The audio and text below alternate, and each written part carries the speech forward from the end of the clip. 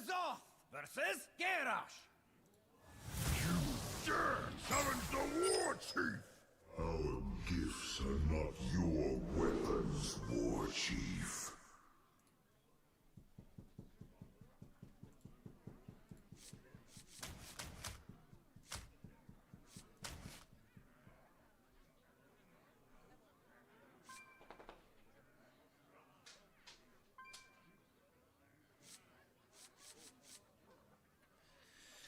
Man, I don't want to go up against a warrior for the first time with this deck.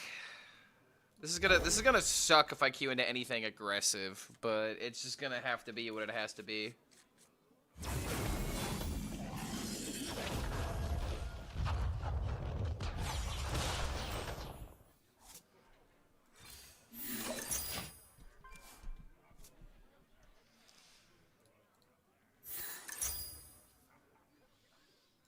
Oh my god, it's actually a quest warrior? Wait a minute. Dude, wait. You had to see this warlock? Dude, after getting clowned by this deck the other day. Oh my god, he's playing egg. I could just steal the egg. Alright, I'm gonna wait on the fractured power.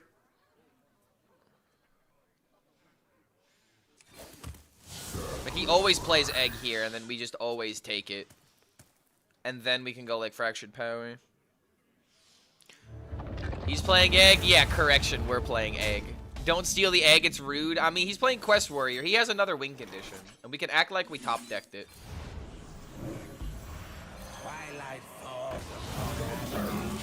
I mean, I don't want to use the egg, but I will use it if you give it to me. This just gives me something else to focus on as I'm filling up my hand. Alright, so there's a couple card inclusions in here that I think are extremely based.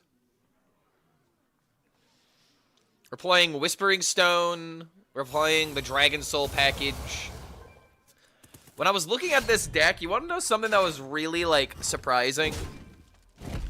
Warlock doesn't really have a lot of good ways of adding cards into their hand outside of, like, using cards like Reform Ladder. And I just don't like Reform... Well... I mean, he doesn't want to see my Battle of the End Time. He doesn't want to see the most interactive quest in the game. Isn't that, you know, upsetting? Wait, Clark keeps getting shoutouts from Zeddy even when it's basically an NA lol tweet. Wait, what? Was someone talking shit? I have to know. If I go to Zeddy's Twitter, am I going to see my name? What's going on here? Oh, are you talking about the some people are claiming Leyline Mage hasn't impacted the standard meta at all? Tell them, tell that to the random unplayable Leyline Mage, Leyline cards that keep getting stuck in my hand. Insufficient data. That's so sexy. Alright, so this is going to be a game where the Whispering Stone is going to be the GOAT, okay? Oh, is a video from this morning? Ooh, do we have to? Yeah, only need 1 point to qualify from Americas. I legitimately thought I was going to do that, and I'm still wondering if I should try on the APAC server, but it's like, after struggling to get the Legend playing for fun, and low-key getting annoyed of it, I'm wondering if it's even worth it to try and climb. But it really just depends on what the changes are next week, right? Because they've been teased. There's something that's hopefully going to be changed. And if it's not, then I do not want to keep playing in this metagame. This is like the main reason why I haven't been climbing. And this is the reason why I'm playing Battle of the End Time Warlock, man. I'm just here trying to have a good time. Alright, so far, I have done nothing and my opponent has done nothing. I really want to be able to get the Whispering Stone value, but he's going to start getting the value from these pretty soon.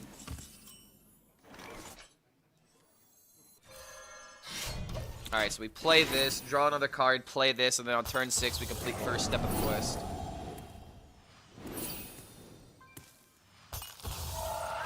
This card might need to be cut, I gotta be honest.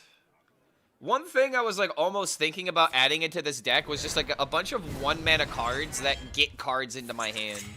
Such as like Firefly, but like if I'm really putting in Firefly in this deck. Alright, this is the time where the stone is going to save us. Alright, just believe in the boy.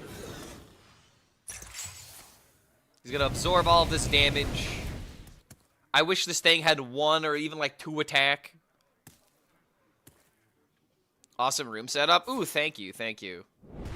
It's very bare bones compared to what it used to be, where I like had like a bunch of stuff in the background and like I have this like table over here that has like my Yu-Gi-Oh cards, the Infinity Gauntlet, like a Yu-Gi-Oh dual disc, and a couple of other things like a Gen 1 Transformer and like a Captain America statue.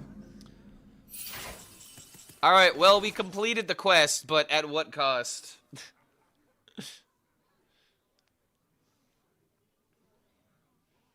These are all beasts.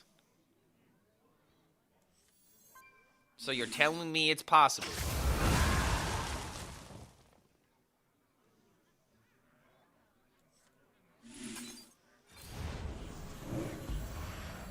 Twilight falls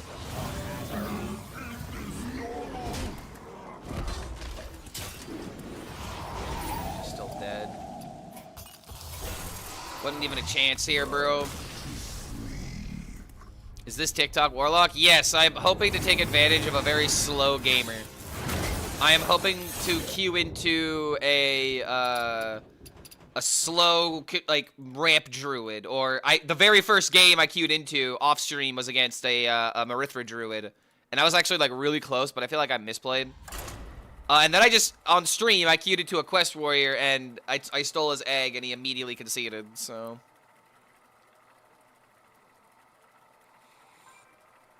At the location, that's a temporary 1-drop into your hand. I don't think that's a good card, because then I have to play a card to add a card, and it's only going to be good to fill my hand when it's actually completing the quest.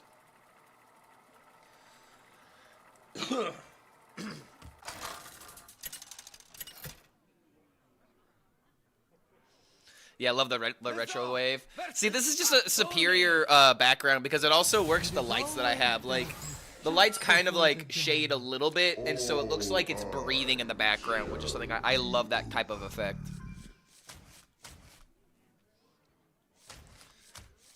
Alright, so...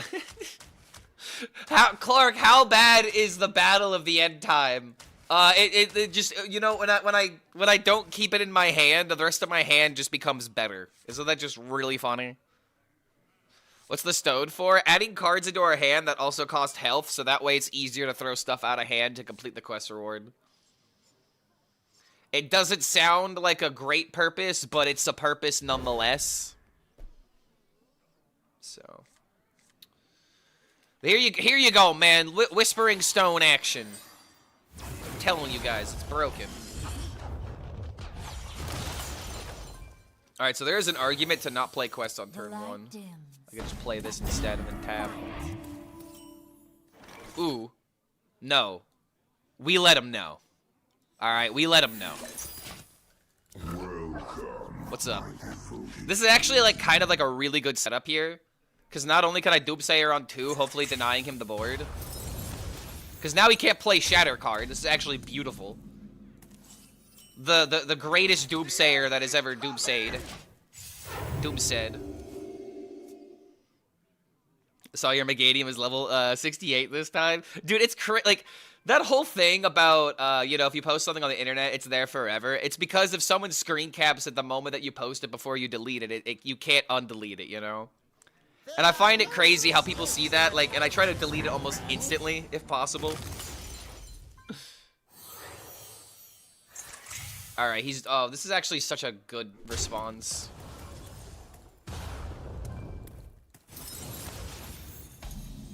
Dread Corsar so you can empty your hand faster. I mean, yeah, but having things to do before that point is number 1.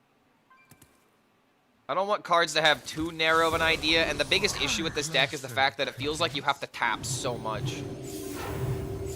I don't know, man. Maybe Rafam's Ladder is just necessary for a deck like this. Like, I'm trying to not put it in the deck, and that's why I'm trying the Whispering Stone, because it's also kind of funny. But Whispering Stone probably should just be Reform Ladder. Something I actually kind of like about this deck is the use of Sheltered Survivor. You can use Sheltered Survivor to get rid of particular cards in your hand, so that way you can try to make the Dragon Soul cards be adjacent. And when you complete the quest, you then play the adjacent cards, which then play themselves all out of your hand.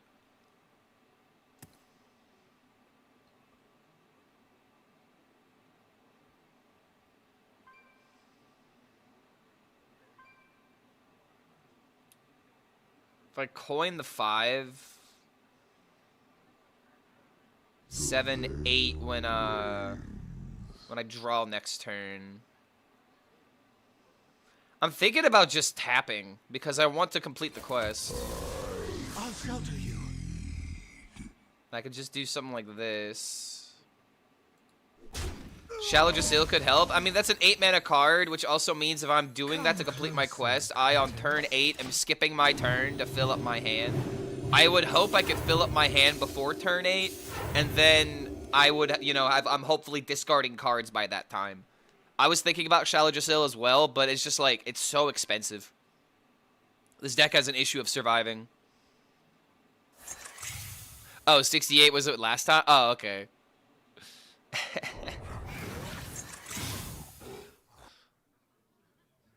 Paladin start is pretty disgusting. Yeah, man, it's crazy how he's not playing the flight maneuvers.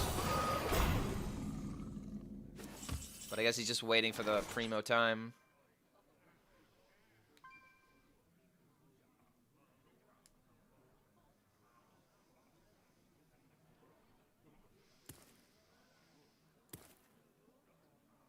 If I play the stone, it's funny, but I don't know if it's good enough here.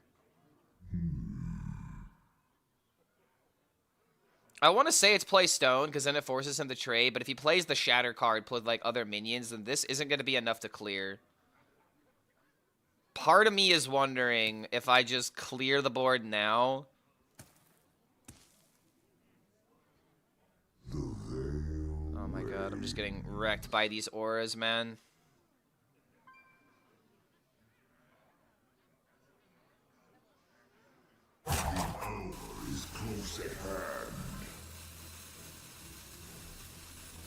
Nah, you gotta trust the deck.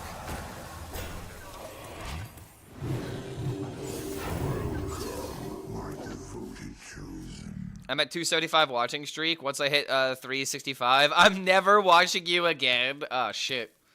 That means I gotta spread out these last 100 days that we have together over, you know, longer periods of time.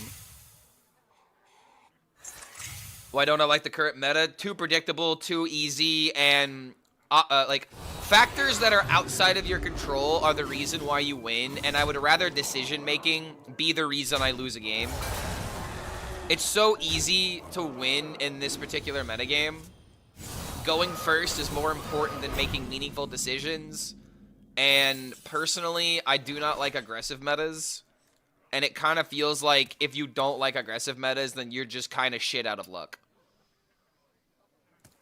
Okay, these are all dragons.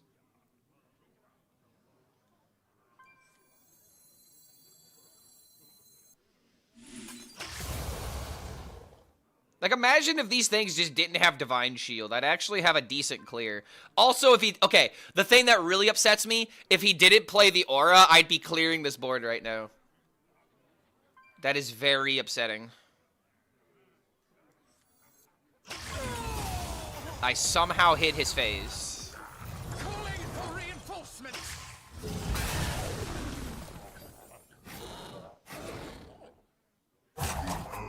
Is close at hand. This was actually not a bad response. I mean, it's not perfect, but at the same time, it broke things down. And it's points for Whispering Stones, so, I mean, that makes me happy.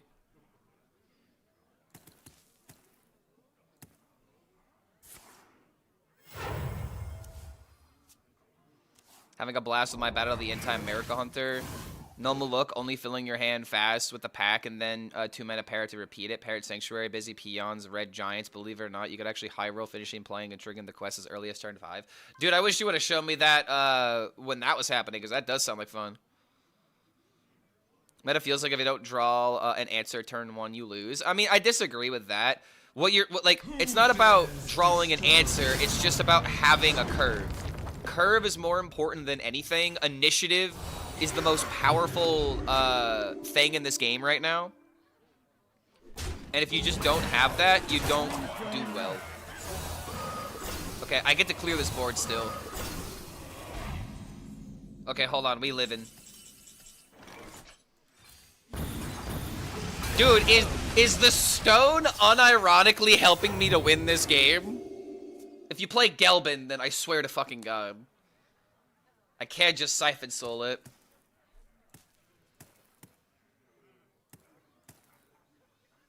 It actually just might be time to discard the stone.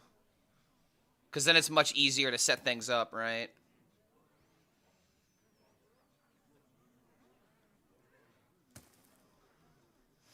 Wait a minute.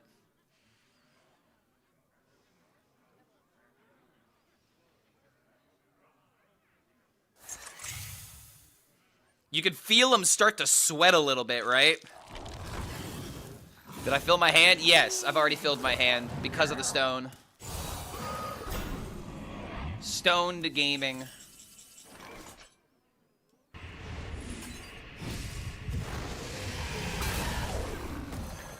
Dude, I think we're doing this. We discard the stone, we play this, we just pick a card that we don't care about. Which I guess in this case is the shrine, because I already have a shrine. And if anything, I'm going to be discarding the shrine next turn, so I need a cheap card to draw. Dude, I think we're doing it next turn. Granted, my opponent has, like, nothing in his hand. Is that Cho'Gall the deck tracker? Okay, so you guys are not going to like why Cho'Gall is in this deck. I have some bad news. Cho'Gall is pretty much in this deck just to be discarded. I'm, like, not even kidding. Okay, wait. Damn it, why did I have to draw a 6 here? I don't have enough mana to play everything. Infinite truths. This draw single-handedly ruined everything.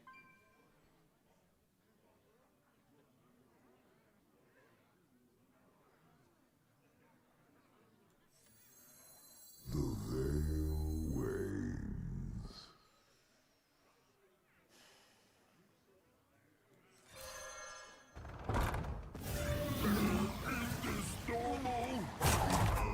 Is close at hand.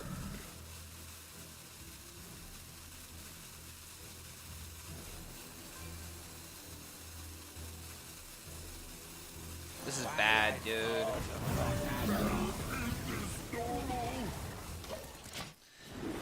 Oh, all I needed was not an expensive card, but half my deck is like 6 drops. Dang it. I could have played the quest here if I just didn't hit a 6.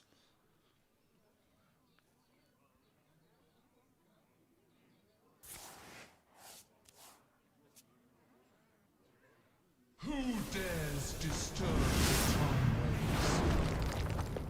the Tronways? Man, this was gonna be the game. But like Paladin, just discarding a Paladin's hand, that's never gonna matter. So disappointing, dude. Like, this right here is kind of why I don't enjoy this metagame, because what he's doing is just correct, you know? You kind of can't entertain this idea, like, at all because of how things are.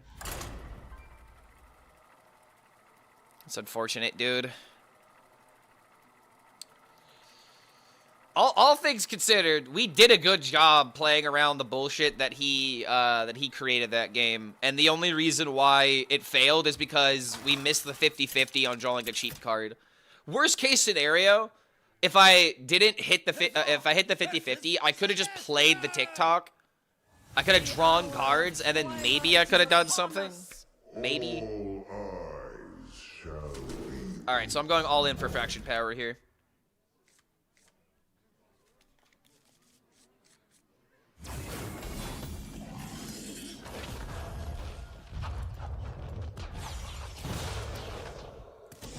Playing cards being rewarded for it. I mean, I wouldn't necessarily put it like that because that's literally every single good deck. I mean, you are playing cards and being rewarded for it because you're playing the good cards.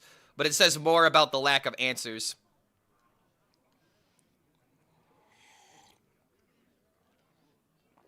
It just kind of feels like you have to adapt to, like, you know, being, like, you... I'm not going to rant about the meta today because I don't want to be complaining the entire time. I really feel like the metagame rewards lack of thinking more than it does thinking right now. And in a card game, that just feels wrong. You know? Just kind of feels a little wrong.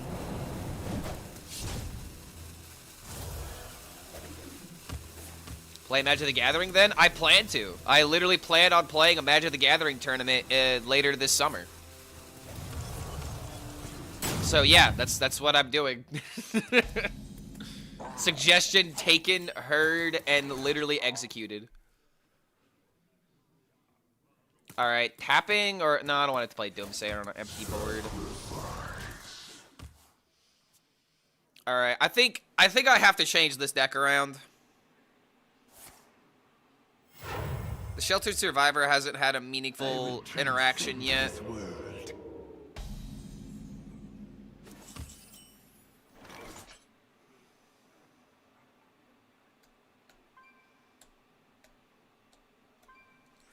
Well, I don't want that in my hand. 35 cards in my deck, by the way. Or 36 with this being included.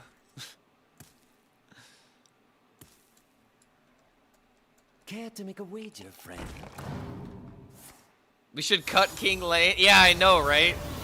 He's doing nothing but getting in the way.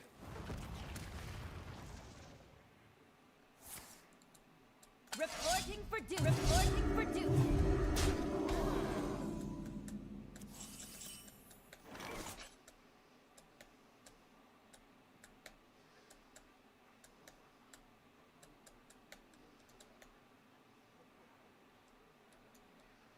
Man. Guess I just should have played the fucking Doomsayer.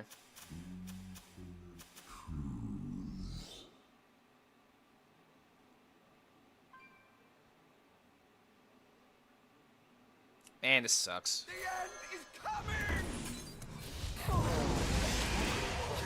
coming! Yo, what's going on, Max? What the dog doing? The dog is currently laying at my feet right now. It was storming not too long ago. And she's usually pretty good about storms, but there was one particular crack of lightning that was very loud, and she's been a little spooked since then. So, to get her mind off of it, I gave her one of her favorite treats. She's just, you know, just laying down, just being comfortable. Such a good girl. Yes, you are.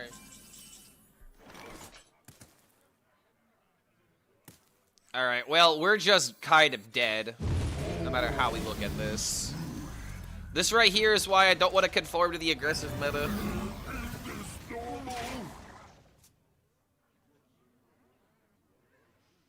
Lying at your feet because if she moves, she will get shocked. Brother, who do you think I am? Hassan Piker? Come on, man. YouTube, y'all gotta be better about that.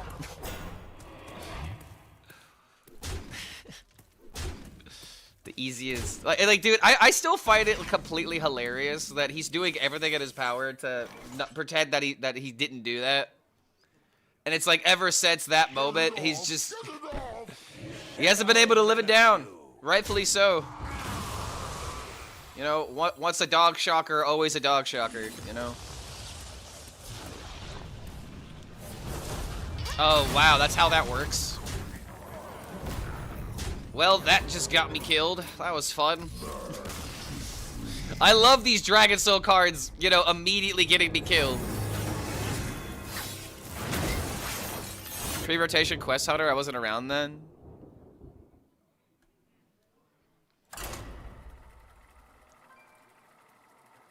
Oh, wait, this was also when we had freaking Terror Scale Stalker, dude. Okay, that's another reason why this deck was actually somewhat playable during the previous rotation, because we had a way of proccing the Death Rattle that wasn't, you know, the Herald mechanic.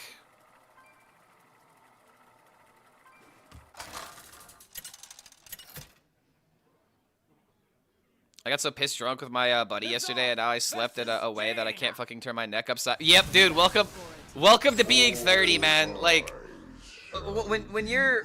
Okay, so, at a certain point, when you, like, are post-age 25, 30, there's a certain thing that you do where if you sleep wrong, you will suffer the consequences the next day. There's no ifs, ands, or buts about it.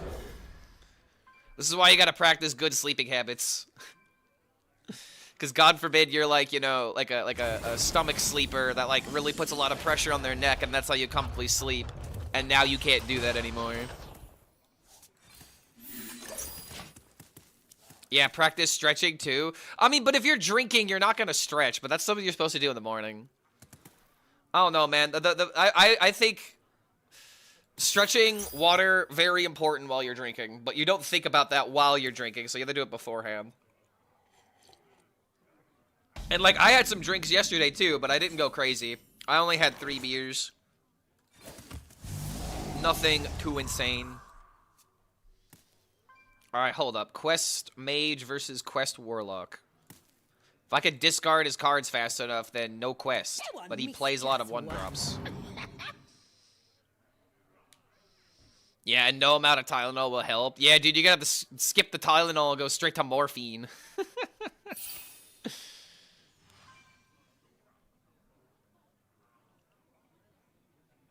But yeah, I had some. I had my friends and my brother over yesterday, and we were just doing general gaming, drinking, and ordered pizza. Hello. Good veg sets, you know.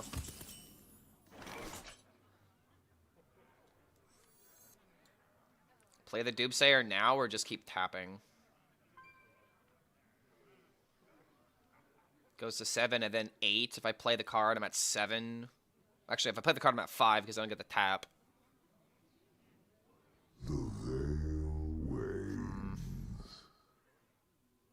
I think I see a line. Play Doomsayer now, then play this, and then double 5s. We fill up our hand.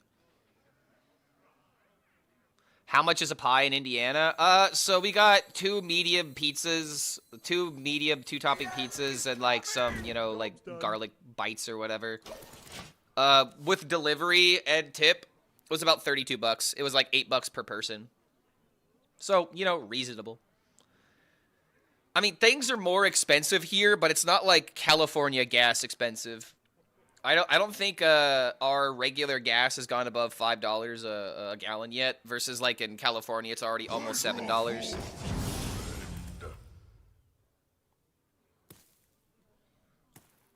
So yeah, luckily Indiana is not the worst when it comes to things being expensive, but it's still fucking more expensive than it used to be, which is ridiculous.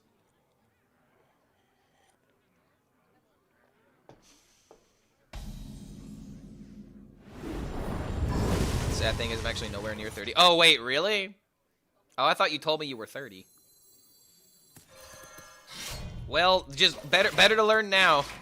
Cause it'll hurt worse when you're 30, man. This is why, okay, this is why a lot of like 25 to 35-year-olds start getting into like a gym craze or like a gym phase. Because they realize, oh shit, if I want to do the things that I enjoy, such as drinking, I have to actually, I don't know, take care of my body before I go and do things like that.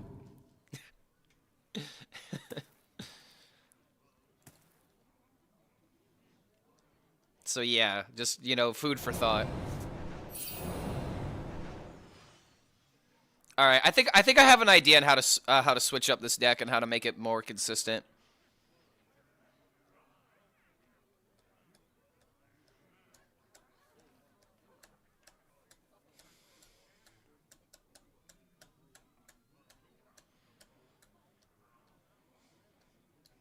Time runs out on me. Yeah, this guy's really thinking about his discovery. That's all you're doing? What? You've only discovered 4 times, and it's turn 5. Alright, here comes the stone.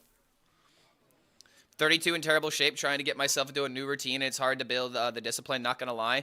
It's going to, man. It's going to be slow at first, but this is the thing about building routines. It takes, like, I think it takes 15 days of doing something almost every day to begin to start a habit, you know? And then, like, after a month of doing it, it's, like, kind of, like, ingrained into your system. Like, case in point, like, when people start drinking coffee, you know? Like, at first, sometimes you're like, I don't really care about it. You know, I just did it the one time. But then when you just keep drinking coffee every single day, you wake up and you're like, okay, time to make coffee. That's how I start my day. I'm making coffee. So, yeah, man, discipline is definitely the hardest part. But just know that it's not about the end result. It's about generally making yourself better. You have to, like, I love this Tom Segura bit because it's legitimately true. You are not going to convince yourself to go to the gym until you tell yourself you look like a piece of shit. You know what I mean? Like, it's just one of those things to where you literally have to reach the breaking point. You literally have to be like, I need to change. Like, something has to give before you start doing it meaningfully. Because there are so many people that are like, oh, I'm going to use this year to get in shape, and then they don't. Why don't they? Because they didn't reach that breaking point. It's just a, oh, haha, I guess I'll do it, haha. It's like, no, bitch, I'm doing this now. There's a distinct difference. You gotta look yourself in the eyes. You gotta be like, this needs to happen, and because it needs to happen, you do it. That's how you motivate yourself to do things you don't want to. It's because it's a necessity now. You made it a necessity. Also, this Whispering Stone value, insane. Wait a minute. I've completed the quest. I could discard this because I don't care about summoning an 8/8. I could play the Cursed Catacombs when it's time. I don't need to do it now.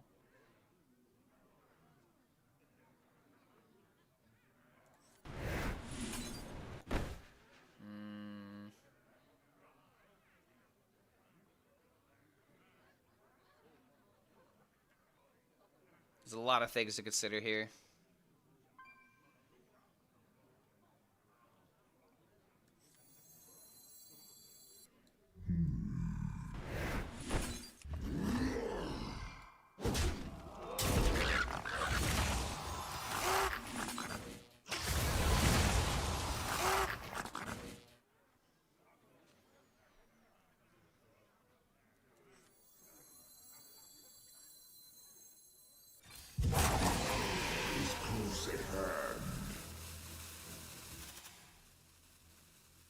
Wait, why does this suddenly cost mana now?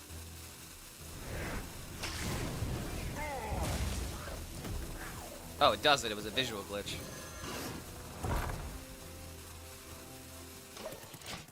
Okay. Why we're using Chrono Claws as Disco Lock back? Do you notice the quest that we have equipped? We have a certain quest that we have equipped that requires us to discard cards from our hand.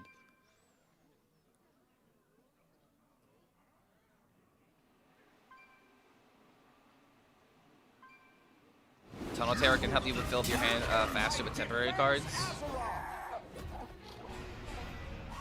Possibly. The only issue with Tunnel Terror is that, like, if you have to play it when you complete the quest, and then it's useless in all other circumstances. Like, I want to add a lease so I can add, like, 1 mana location to my hand, so I can, like, get rid of a bunch of stuff. I love the idea of Whispering Stone, but I'm not sure if it's the way. Especially considering that I'm just kind of dead here.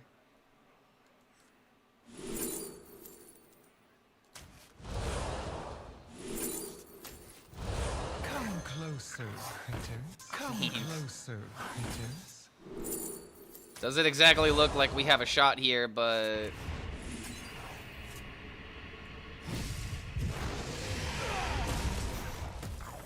Amazing.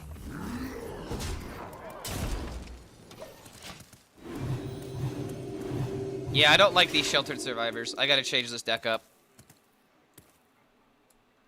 The original idea, but with the Sheltered Survivors, was to make space in between your cards, so that way you get rid of space, so that way the 6-drops have more like place. And I didn't mind the idea of the 6-drop in order to like If I have them all in my hand, they all get discarded. But dude, Dragon Soul is just so ridiculously terrible. It keeps getting in the way. All right, I need to go back to the drawing board with this deck. The freaking Dragon Soul is legitimately the worst part of this deck.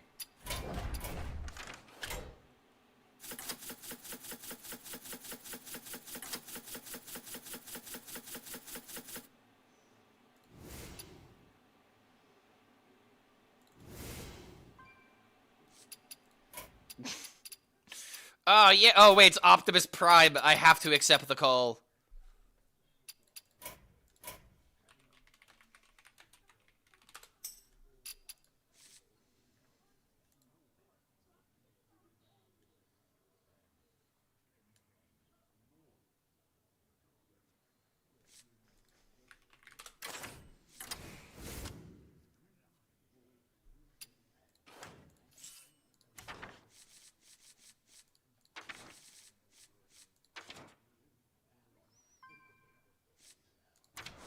Gobble me, swallow me, all of me.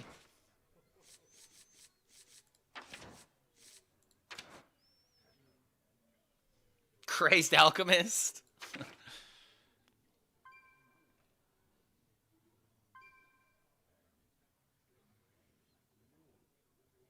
F-R-E-D, I'm abstinent.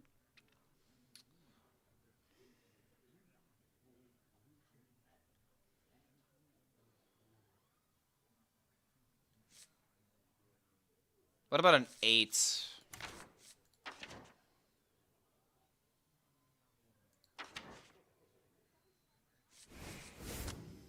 One Twisting Nether. What is happening? We're freaking out. Aw, freak out. Freak.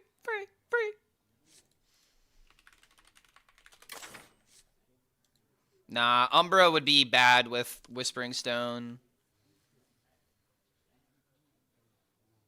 We already have a 3. We already have a 5.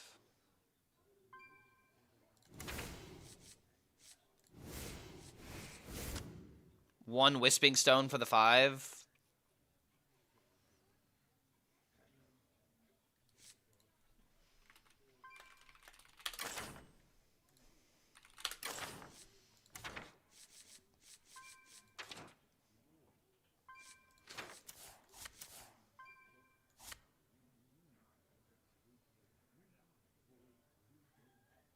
Time Skipper.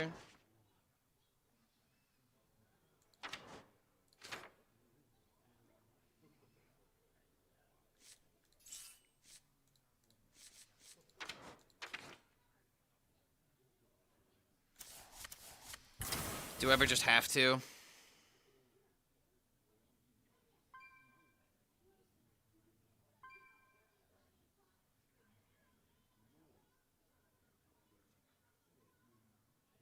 Deathwing is just always going to be discarded.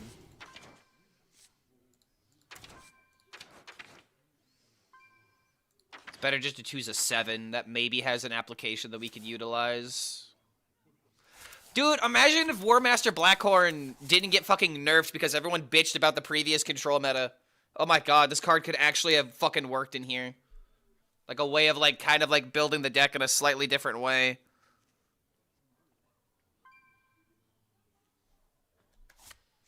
Better discard fodder? I mean, we don't need to focus on discard fodder. We just need to focus on playing cards out of the hand.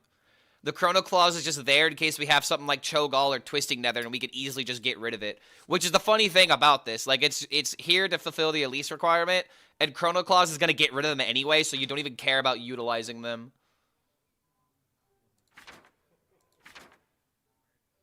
I need to figure out, like, a 7. Is there, like, a 7 that has, like, lifesteal or something? Like, life gain potential?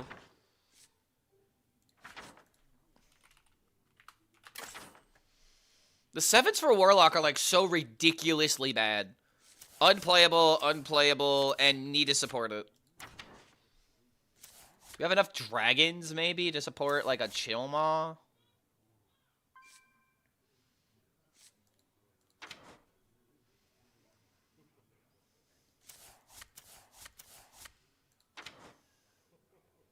If I had more dragons, it would obviously be this. If I had other dragons, it would also be this. But I don't have dragons. Yeah, we're trying to make TikTok work in standard. What if it legitimately is just Blackhorn? So that way we delete cards in their deck. Isn't that Lifesteal Elemental Taunt? What, this? Wait, what Lifesteal? No, this is 8 mana. Which low-key isn't a bad idea for in place of Twisting Nether.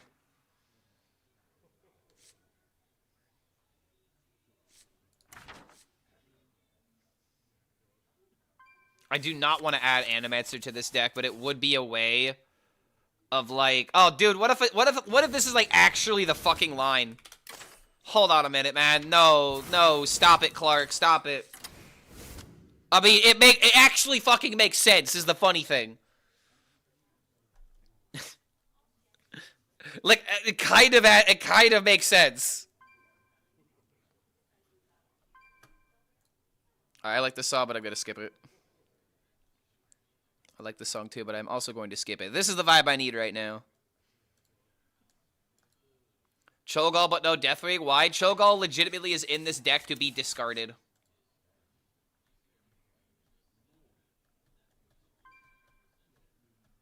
Fuck it.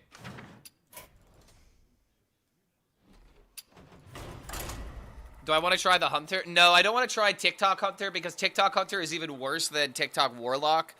Just because of, like, you only have one way of discarding your hand. Adding cards into your hand and then somehow getting rid of them all, and then also playing the card and triggering it, Hunter just doesn't have it. Make a song request for this cook session? Yo, sure.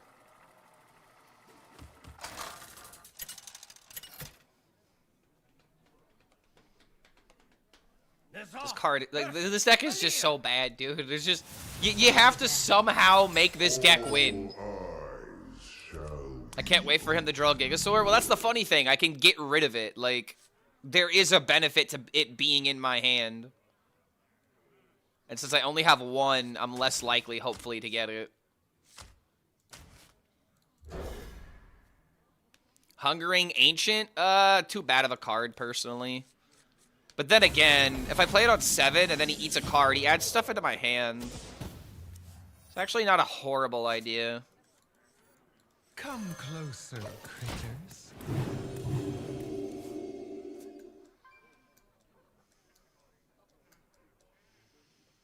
Run a Deathwing and make the deck a bit more top-heavy. This deck cannot be any more top-heavy, though. We're in an aggressive meta. Like, I can't even stick a 2-2, apparently, to tap and get value. Why ley lines work? They don't work. Ley lines do not work.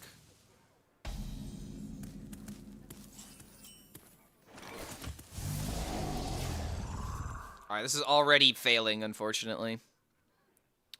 Copium on a stick? I mean, we're experimenting. We're trying to see how to make this work, if it's even possible. And we can't do that unless we, I don't know, play the game. The end is coming! I'm saving this in my hand because, I don't want him to know. With Halazi and Amukla, maybe you should try to make it work on Hunter. Brother, I'm telling you, it doesn't work, though. That's the only way to do it.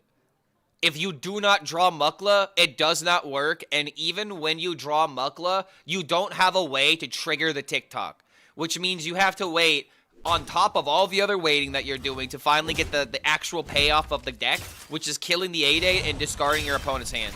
It is beyond non-functioning in Hunter. And that is legitimately the only way to maybe make it somewhat good. But since that's not likely, it's just not worth exploring. This is worth exploring because if I go up against someone like a ramp druid, if I go up against like a control priest, maybe I could do this and win the game because of it. But even if I were to go up against like a slow deck like that with that Hunter deck, I am more dependent on the... Oh, damn it. Well, there goes that idea.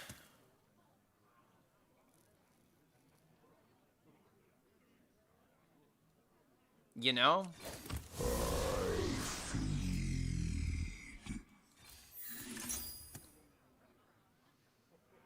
Go to 8 cards. This into tap is a full hand.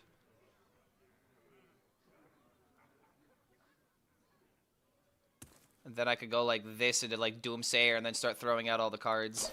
But now I'm required to hit the Chrono Claws because of the Ultra Gigasaur that I drew. Where's the Duke, man? Never abandon the Duke. I was thinking of making another Duke idea, but I wanted to do this. The only thing I could do with the Duke is maybe add Bat Mask to it. Which personally I could have some fun with that, but I woke up this morning thinking of this.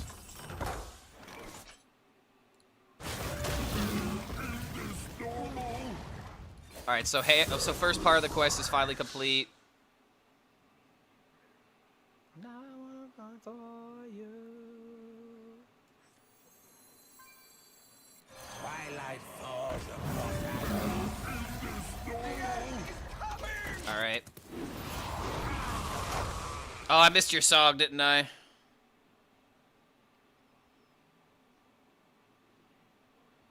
Oh, you gave me a link, that's why I didn't click it. Oh, you want the Seto Kaiba theme? Hold on.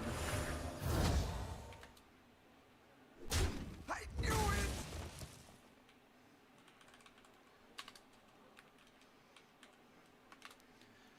I don't know the official name of this song. I know there's like the hacking theme. This is legitimately what it's gonna take in order to win with this. The true masters draw close. The first, okay, so I typed in Seto Kaiba theme, and one of the first themes that popped up was "You're Not Me," which is the song from the Yu-Gi-Oh movie. I kind of want to add this to the playlist, but I'm definitely putting it up next. I will transcend this world. Wait, what the hell? Okay, Spotify, what the hell's wrong with you? I'm looking up Seto Kaiba theme, and it's recommending JJK. Spotify is not down with it. They do not understand meme. They do not understand anime.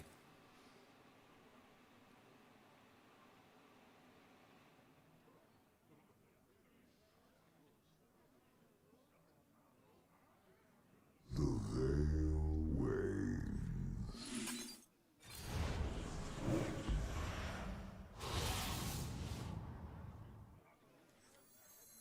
I remember this place well.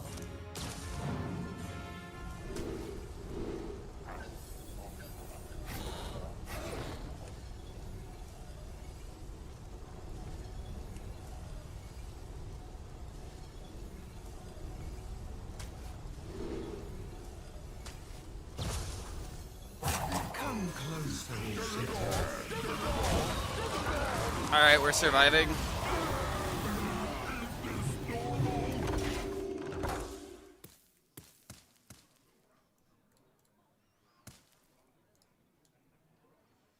I mean, it probably is on Spotify, but we just don't know the name of it. So, like, because there's a name for like an official Yu-Gi-Oh soundtrack. It's definitely gotta be there if the soundtrack is on Spotify. We just don't know the specific name of the song.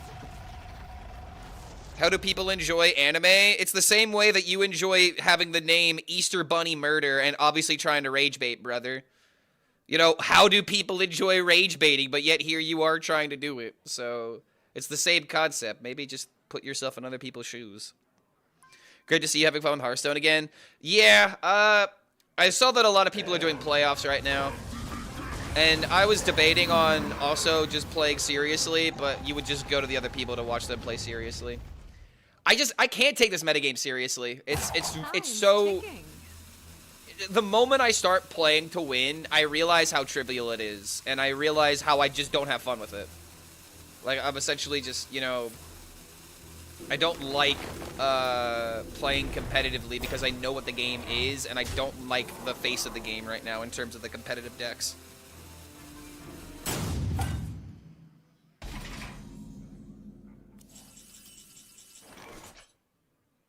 Alright, so only the true OGs are gonna know this song.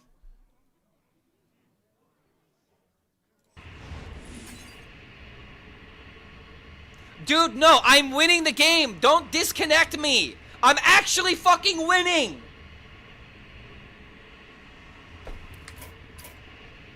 Hearthstone.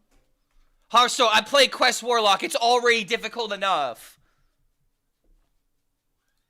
Imagine playing competitively and then this happens. Ooh boy, another reason why I don't want to try and hit top 100. Even though it's so easy to qualify.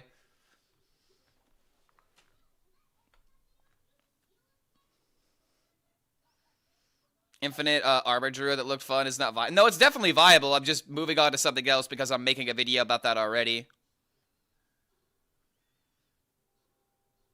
I wouldn't have disconnected if I had the hacking theme. No, man, I wouldn't have disconnected if I was just a millionaire like Seto Kaiba. There's no way it's not connecting me back to the game, right? Come on, dude, for fuck's sake. Yeah, that's right. Get me back in that game. Get me back into the game. Get me back into the game. I am playing Quest Warlock. I've already taken the mantle of doing the most difficult thing in this game. The most difficult thing in this game should not be, on top of that, disconnecting while you're playing, and then you can't reconnect when you're actually in a winning circumstance against a fucking tempo deck.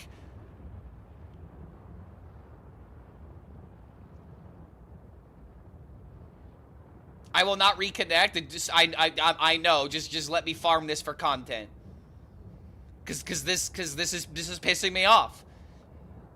What the hell happened? I played a spell and the game crashed. Why? All I did was play Siphon Soul.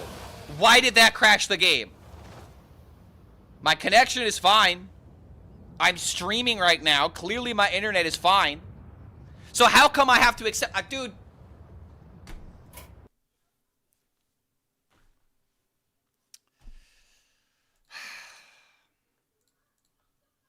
This is unacceptable. This is legitimately unacceptable, dude.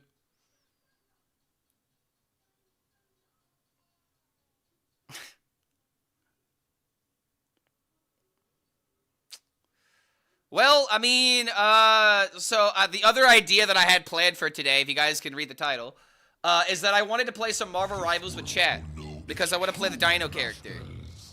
But, I mean, we might be doing that sooner rather than later, because I'm telling you right now, that pissed me off. That immediately tilted me. It is literally storming outside. Alright? And I've had issues with blackouts and whatnot in this area, because unfortunately I'm not in the greatest area. But even that didn't happen before getting disconnected, man. I'm so upset.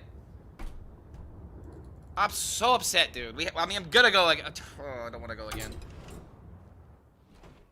Alright. Fucking rant over, but holy shit, dude. That's just so dumb. At least the Gamba works. That is honestly something else to point out. The client literally does not become functional until the Gamba appears. And it takes forever for the Gamba to appear. So I legitimately wonder if the Gamba has a lot of issues. With like there's like coding issues with it that is causing all this other crap to happen. It's a conspiracy theory, but at the same time, man, it's just like there are too many bugs in this game. That should not have happened, man. Like, and if it does happen, there should be a way to get back into the game. I literally disconnected the moment. Okay, maybe not the exact moment, but like 2 to 5 seconds after it happened, and I couldn't log back in. That's just so dumb, man. But yeah, rant's over, man. I'm fucking irritated. It's just another reason not to play a meme deck. You know what I mean? Like that's why it's pissing me off.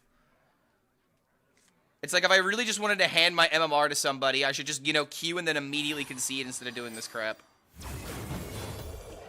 Okay, for real now, rant over. God damn. I was my favorite Hearthstone streamer today. I was fine until the game disconnected me.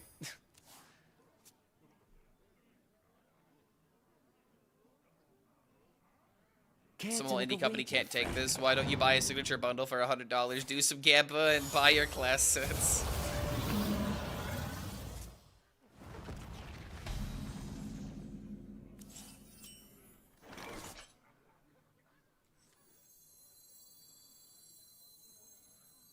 Alright, so if I do this, I can play Tentacles. Think my game crashed because I used the coin? Yeah, there's a lot of problems with the client right now. It needs to be fixed.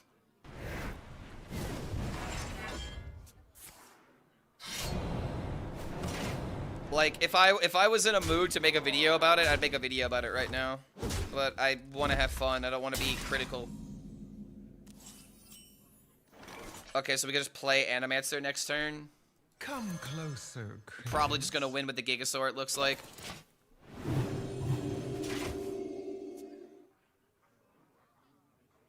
Only control is kind of free, sadly. It hardly ever works. I had to switch from Control Warrior after being a Control Warrior one-trick pony for like 8 years.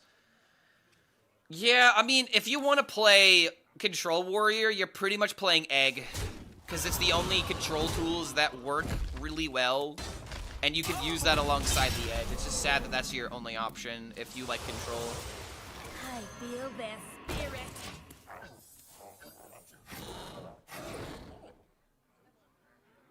I want to play Herald DK and have it feel smooth. I mean, Herald DK is in an awkward spot because it's not terrible, but it's definitely not good.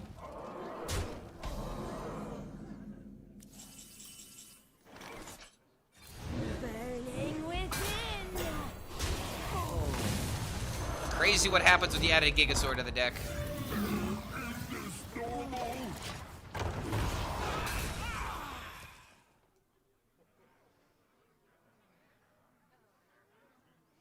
Zeddy is the most positive streamer on Twitch. That's definitely not true. You want to know who I think might be? Okay, chat. Who do you think is the most positive Hearthstone streamer right now? Remember this place well. I think there's pretty much only one answer, and everybody knows. Everyone knows the answer. No Hands? I wouldn't say No Hands. No Hands is definitely, you know, positive, but I would say the most positive. The top of the top, guys. Who is it? I'm surprised that we're not seeing so many people type the same name. No Hands, Zeddy, Regis, Trump, Tice. Ding, ding, ding. It's Tice. Tice is by far the most positive person in this game. And it's not even close.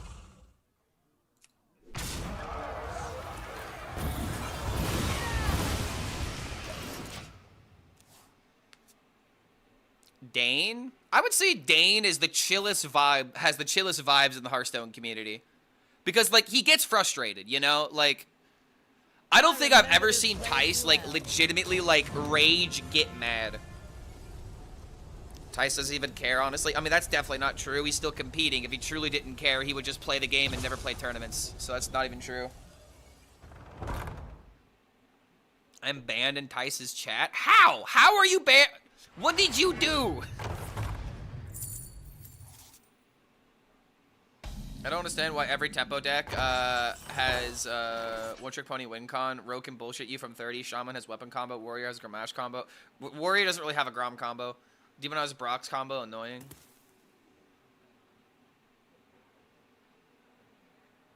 Lethal. I remember this place well.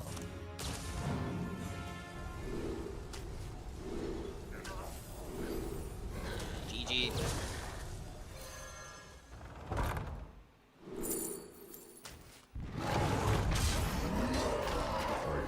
So it seems the only way to make this deck a little bit more consistent is by adding a Gigasaur. Rekvam is pretty positive. Overall, I would agree with that, but dude, when Rekvam gets mad, people get banned. I got permabanned in a Tice chat over a joke. It's dumb. So here's the thing. I hear this take a lot where it's like, guys, I got banned for a joke. Streamer can't take you know, any kind of comedy in my in his stream. He just bans people that, you know, are confrontational, blah blah blah. And it's like, guys, there are two things to consider. Number one, what makes a good joke? Delivery and timing. And if your delivery is bad, or if you don't make it obvious that it's a joke, and then they read it seriously, or if your timing is horrible and the streamer's in a really bad mood, and then you make a joke that's, you know, maybe still a joke, but the streamer's not in the mood to hear it, you're gonna get the ban hammer, alright? That's just the honest to God truth, and you're hearing it from, you know, the other side of the fence. Because what makes You know, what makes the joke funny is when you know that it's a joke. But when you're reading words and it doesn't have emotes, and it's like, well, I guess you should have blah, blah, blah, it doesn't feel like a joke sometimes, you know? And I'm all for comedy, don't get me wrong. Like, I love laughing. I love, you know, making jokes and talking shit and, you know, blah, blah, blah. But it's gotta be obvious, you know? I made it beyond obvious. It was a joke and chat even agreed with you. Ah, well, if streamer is wrong, this is just how it goes, man. And that's the other side of it. Like, even if you're wrong, it's still the streamer's stream. Like, they could be wrong, but because they clicked the button, they're right. You know, it's just... You always gotta add context into the equation, because streamers don't want to be banning people unnecessarily. At least, I would think not. But yeah. It just is what it is. Some people, you know, do get banned for the wrong reasons. But you all, like, I also like to equate it to, like, you didn't need to poke the tiger, you know? You could go out and, like, oh, hey, guys, I have a really funny joke. I'm gonna go out and, like, poke the tiger real quick. And then suddenly you're missing a hand, you know? Or suddenly you get killed. It's not exactly the greatest, you know, one-to-one comparison, but, you know, you poke the bear. You touch the tiger. Tice banned me because I called him bald. Okay, hold on. This is a concerning pattern. Why are a lot of people in this chat banned from other streamers? This is saying a lot about not just you guys, but me. What's going on here? Why is this the Misfits stream of Hearthstone? Come closer, creatures. I'm your safe haven, apparently. Yeah, the rejects. We're the rejects of the Hearthstone meta that don't want to play aggro. That's where everyone gathers. Got some IPAs to drink today. Ayo! Drink with the boys. Watch a game. Maybe watch a movie or something. That sounds like a good day. I've never been banned from a chat. Don't look at me. Well, well, how about we change that? It's not too late. I have hell in my name. That's fair. I got banned in a Hearthstone streamer's chat when I said, why you have to be mad? It's only game after he lost. Oh, dude, I would have banned you. I would have banned you immediately for saying something so foolish.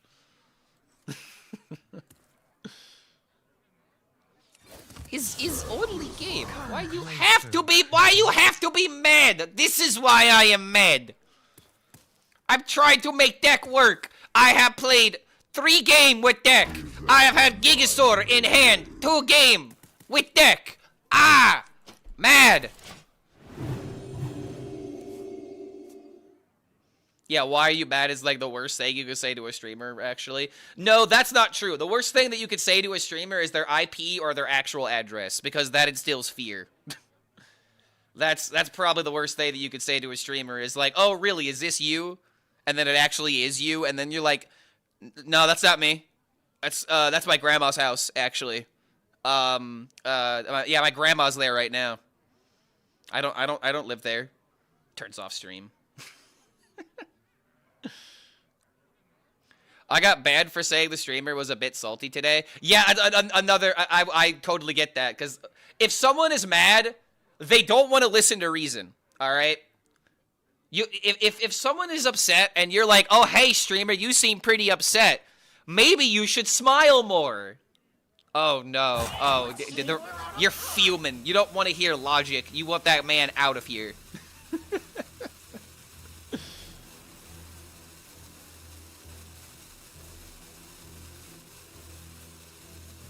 I got banned from Warshak's channel for coming in to say sorry for beating him with Quest Hunter when they buffed it. Bro, you didn't say GG, I was the Quest Hunter? Wow. You could have maybe have gotten away with it if you phrased it that way. But that's also probably not a good idea, as if you beat a streamer in spectacular fashion. Be like, oh, hey, man, that was me, sorry. Like, the point that I'm trying to make is that timing is everything. And if someone is mad, or if someone is upset, or if someone is not looking to listen to reason, it doesn't matter what you say. You are putting yourself in front of a speeding car and then being like, well, why did I get hit? Like it's, yeah, Sushi Cat actually understands this. And honestly, I should talk to Warshak and let him know to unban you. Like, remind me about that. But it's just like, it's just, it really surprises me, the cognitive dissonance that people have, because they're like, well, my actions were fine. It's like, it doesn't matter about the action, buddy. It was all about the timing and the fact that you literally put yourself in a burning building, and then you're wondering why the building collapsed around you. It's always a timing and an issue of the streamer being emotional, you know?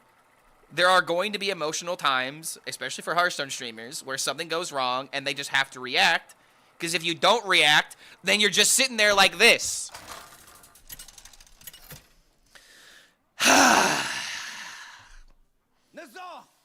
and then the content becomes worse. At least, you know, when a streamer bans someone and then starts talking shit, and then being like, oh wow, I guess you could say this in the recycled bin, or, you know, something along those fucking lines, and being clever about it, then that gets turned into content. So, you know, sacrifices need to happen for content. Don't be the sacrifice for the sake of the content.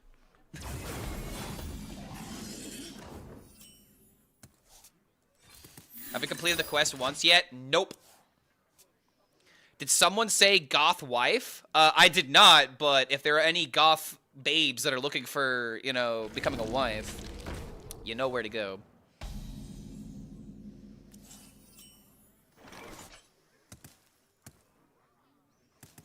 I wanna stay inside. Susho has turned getting banned and timed out into a profit. What? What does that mean? What, like, he's banned from most people's streams? YouTube, what the... Yo! Which Hearthstone card do you want to impregnate the hardest? Who the fuck starts a conversation like that? I just sat down. If he wanted a reaction, he got it. Holy shit. Which one do I want to impregnate the hardest? Tyrion Forge Ring, because the light shall protect me. I guess that's my answer to that. Purge YouTube. I feel like this is where, like, I need to, like, do like a bonk, where it's like, you know, go straight to Horty jail. Oh my god, now chat's giving their takes. Lanessa, Chromie, missed your chance on Chillwind Yeti.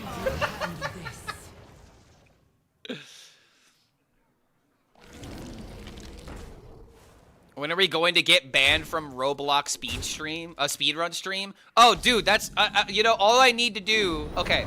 So the funny thing about, you know, getting banned on Roblox is that it would be easier to get banned on Roblox for impersonating, oh, okay, I gotta think of the best way to phrase this. It would be a lot easier to get banned on Roblox for trying to call out pedophiles than being a pedophile yourself. So, yeah, all I would have to do was just be like, hello, this is Chris Hansen. This is with Dateline. Take a seat right over there. Right there. Take a seat. Why are you playing this game right now? You're playing a game that undresses a character and dresses her up again. With children. Why is that? Why are you here? Why aren't you playing, like, you know, literally anything else? Take a seat right over there. No, don't go away, don't log out. You're here already, so let's have a conversation. Would be banned immediately for doing anything like that.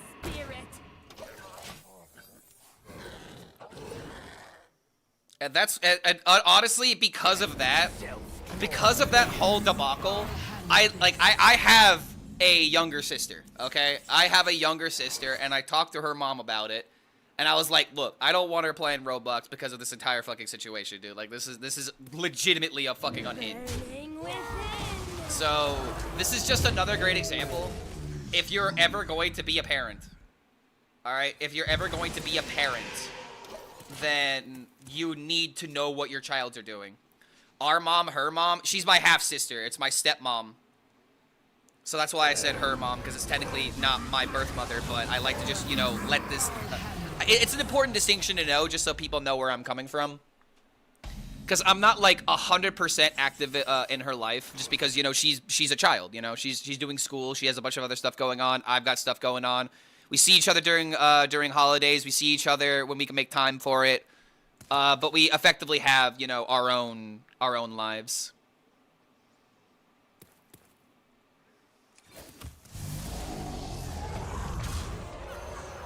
Alright, well, if he can't kill the Gigasaur, we win.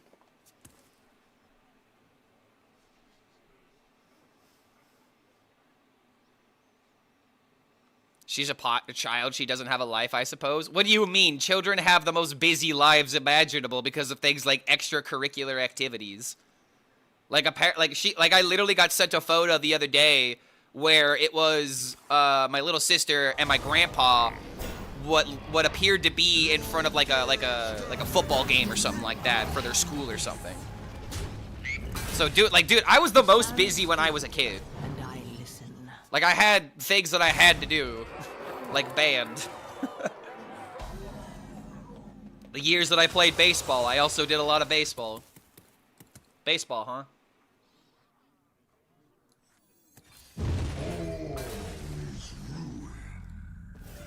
I need a deal 6.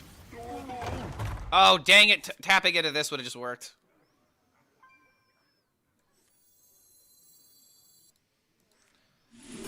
There's just no ways to add cards into your hand.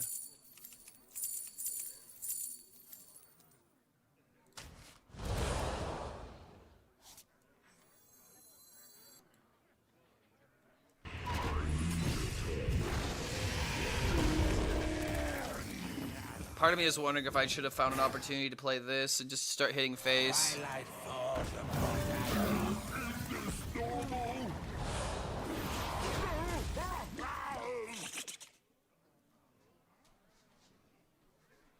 CEO of Roblox has been pushing years to make a dating service into Roblox, even when everyone keeps telling him it's a horrible idea. Yeah, that's another thing.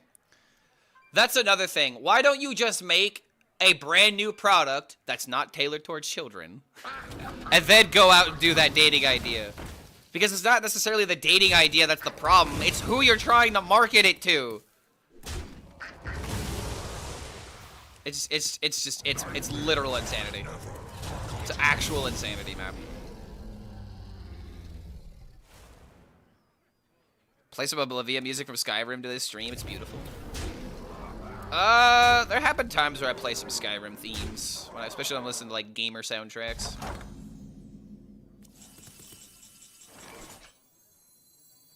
Well.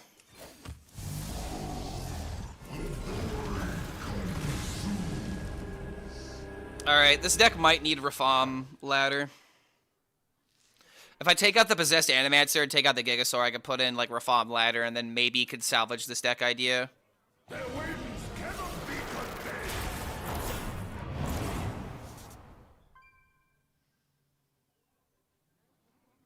It's an argument to use the strat to complete the quest in Wild, which is the Mulda quest against aggro. I mean, that's true, but at the same time, you already know the moment that I mulligan the quest away from a warrior, it's going to be a quest warrior, and I'm going to feel like shit because of it. I'm not here to make this deck consistent. I'm here to make this deck actually work against a slower archetype. And if I go up against something like this and lose, then I just have to be like, well, that's, you know, just Tuesday. I'm chasing a clip. I'm not chasing consistency. Especially with a deck like this. Stonehill Defender be a decent card. There are a lot of high mana cost cards.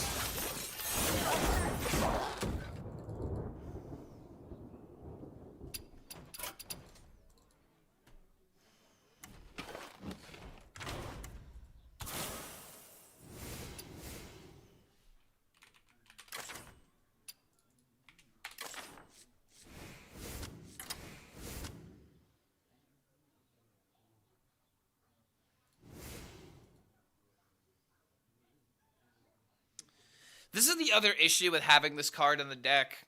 If I fill up my hand with it, and then I draw it again. I draw the other copy. It's really hard to get rid of.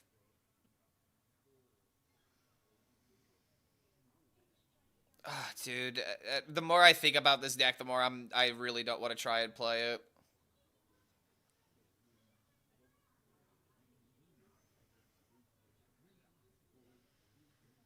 Immortal Coil. I think I'd run the other card, the Eternal Toil.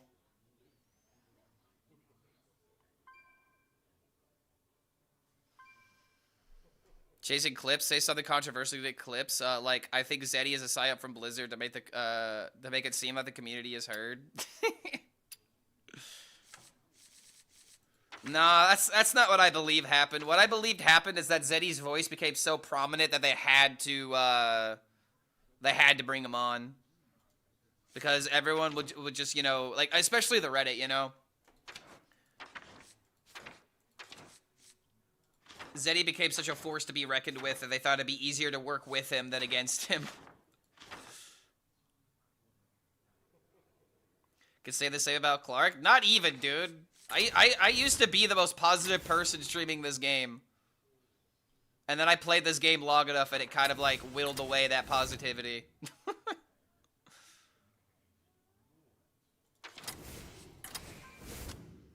What happened with Zeddy? Zeddy used to be quote-unquote blacklisted. But then as time went on, Blizzard noticed that Zeddy's content was good for the game. Because it got people talking, it got people informed.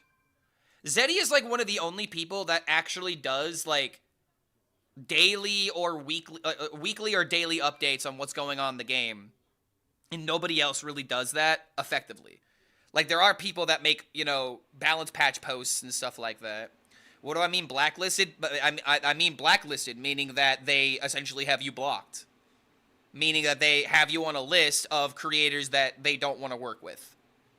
There's a blacklist for every single company and for every single game out there for like we don't want to work with these people for whatever the reason is because they don't align with the values that we have. We don't like what they said about the game, or we would just rather focus on uplifting different people. And it's like, why? Like case in point, a lot of people would be like Clark, why does Blizzard like you? Why are you within the creator program? And I'll tell you right now, it's because of my mantra with Hearthstone. I try things, I experiment. My whole shtick is to play cards that no one else tries and get people excited to try them. That's what they enjoy about my content. And that's why it's always frustrating to me when I can't do my job, so to speak, because I know that's what they want from me.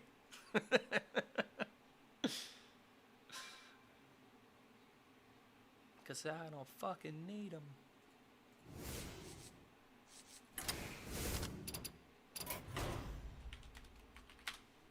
Alright. Why? Because of all the rants? Because previously, Zeddy used to say a lot of, very hot takes and would be not so nice about it. It was the way that he presented the information, not the fact he presented it. But then, after some years, he kind of took a little bit more of a, you know, reasonable approach, a little bit more of a, you know, calmer approach. And now, it's more, you know, he's critical instead of just being quote-unquote toxic. And Zeddy would agree with me, by the way. Like, he's like, yeah, I was probably a bit, you know, bit harsh back in the day. But now, you know, he's in the creator program. He makes use of the position because of, like, things like, you know, early patch notes, getting information, and then preparing videos that inform the community about it.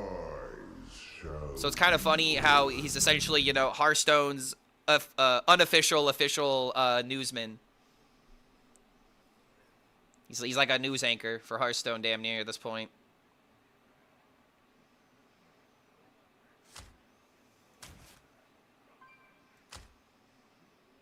I think I have to keep this.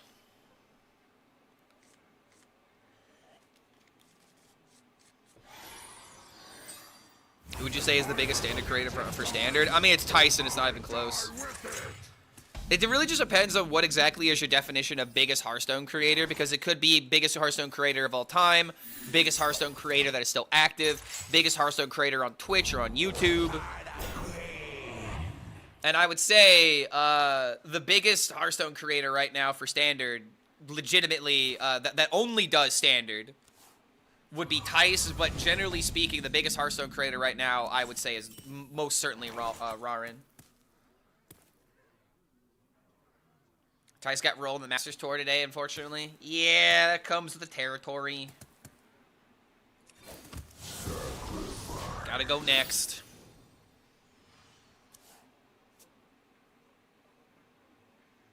The Hearthstone balance team is much better in the last 5 years. Last 5 years, I would argue there's been a lot of imbalance.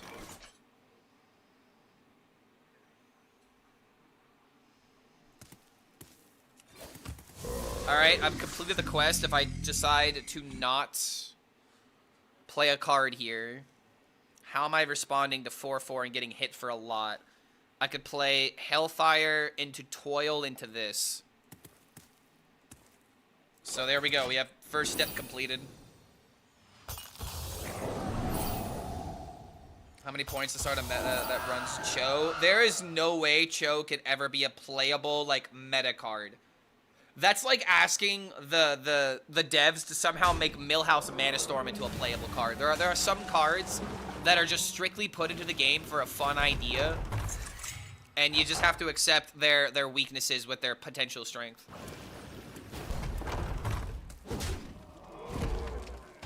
All right, let's see if I can't get some value from this.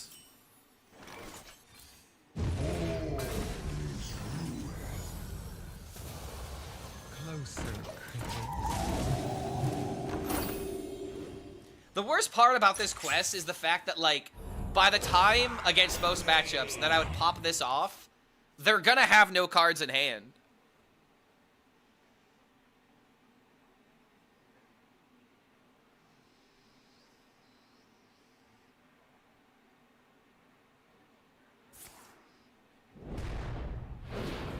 The only people I watch for Hearthstone right now is, like, Booker, Dane, you when you're live, and Trump's free-to-play series that recently booted. He started a free-to-play series. You know, I maybe should have done that myself, because, I mean, I climbed all the way up with Token Druid, but, I mean, it was still free-to-play.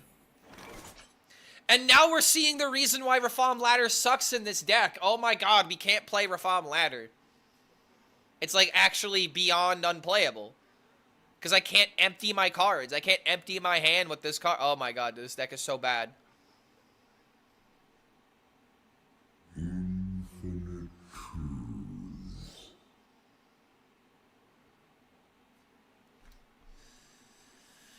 Ah! Come closer. Like, this is just a matchup where I could never effectively pop off the quest. And that's like 90% of games.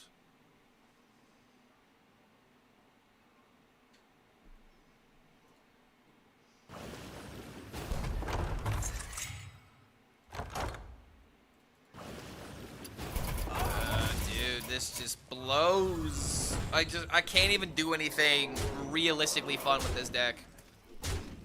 I have to, I literally am not allowed to play this deck and play this game until I go up against an opponent that isn't playing aggro.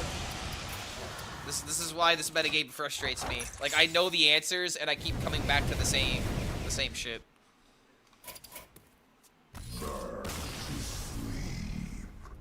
Dude.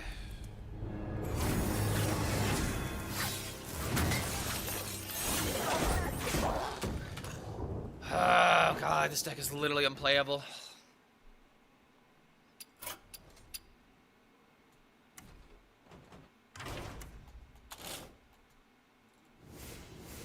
I hate to say it, but the Dragon Soul idea was working better than this.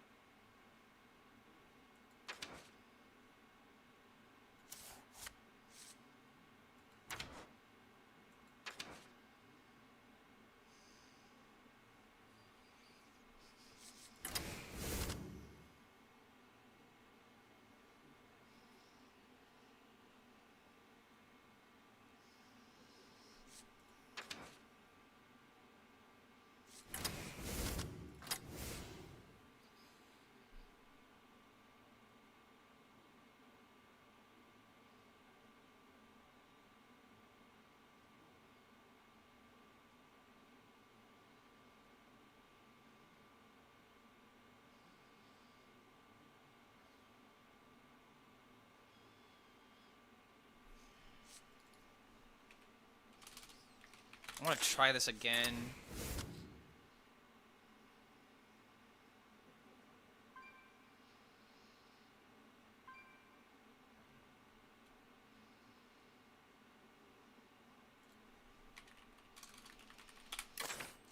Leave the sea 24 the way things are going, I don't know.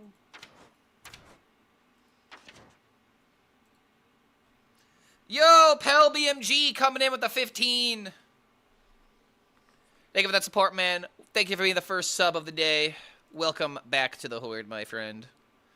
We're trying our best to get a clip with Quest Warlock, even though I feel like it's impossible to make this deck any more consistent than it already is.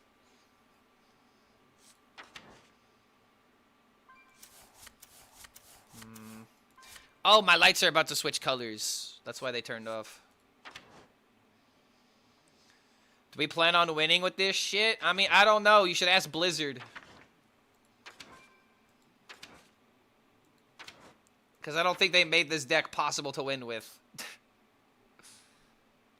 Send our minions into the future. Oh, if we had like a Rooney or something, Rooney would be really funny.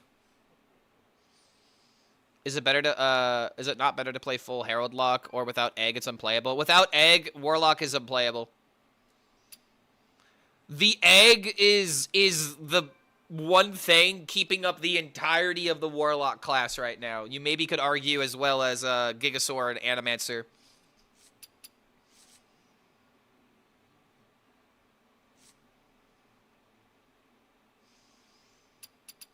Wait, someone's sending me a deck on YouTube.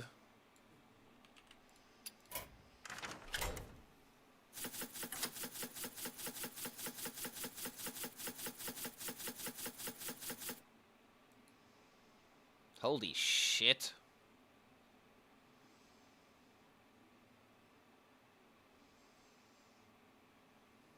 Shadow Flame Stalker. Get a copy?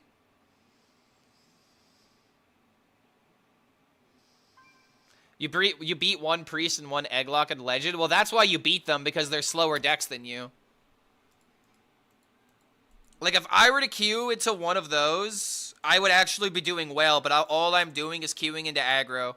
And this deck will legitimately be eaten by aggro, and that's the problem. Like, I love the look of this deck, but the reason why you won is because you went up against a slow deck, not because this is the version of the deck to be playing, you know? With that context, it makes sense why you won. And I somehow am trying to make this deck not immediately falter to decks like aggro, and that's the problem. I can't not do that. If I could control what deck I queue into, I would be making this deck a lot greedier, kind of like what you did, because I love the stone idea, for example. But there's just too many situations where stone doesn't work. Alright, hold on. There was another card in your deck that looked kind of interesting. Let me take a look again. Yo, what up, Warshak? Were you crazy enough to try this atrocity yet? Sadly, there are no companion hunters for me to take advantage of. There's no one playing slow decks right now. What amazed me is why people play meta decks in Legend instead of just having fun. Because some people have fun by winning. I like to try to win with a deck, but what makes me have fun is a deck being functional. And there are just not a lot of functional archetypes right now.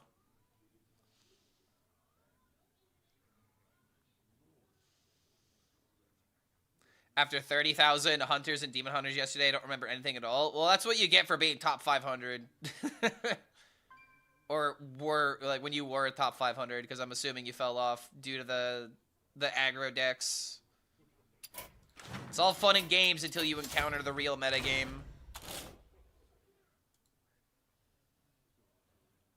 Are you looking at the deck sent to you? I have been, yes.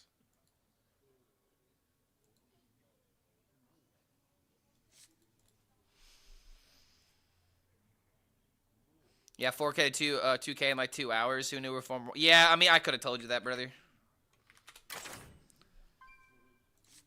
It's just, it's not the issue of you as a person. It's just, it always comes down to the deck choice, you know? And it's just like, again, that's something I really don't like about this metagame. Your deck choice is just literally everything, and you have to play aggressive. With the idea of one sheltered survivor.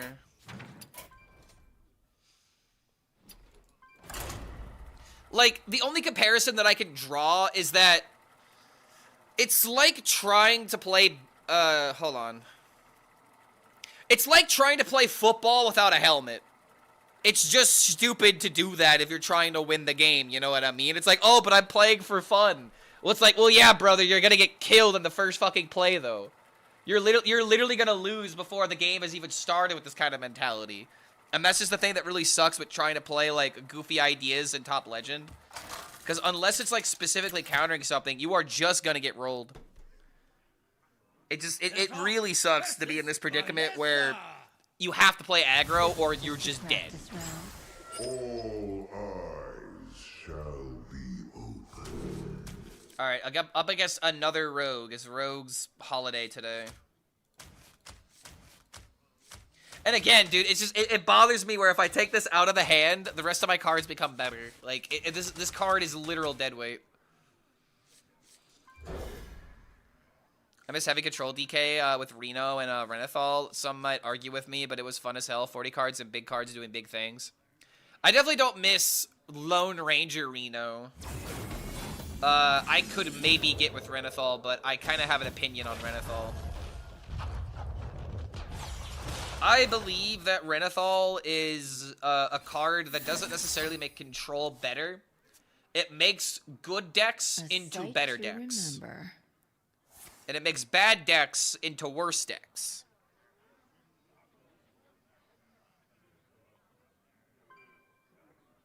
Riding down a big hill on a motorcycle without brakes. Yeah, like, with them you're safer, but without them you'll just get a hell of a lot faster and just inevitably crash. Pretty much, man.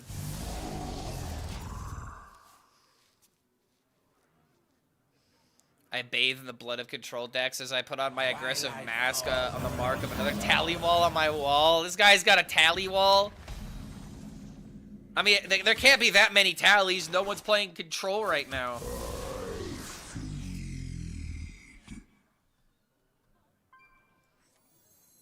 We all got a chicken. Come closer, critters. Need to do something.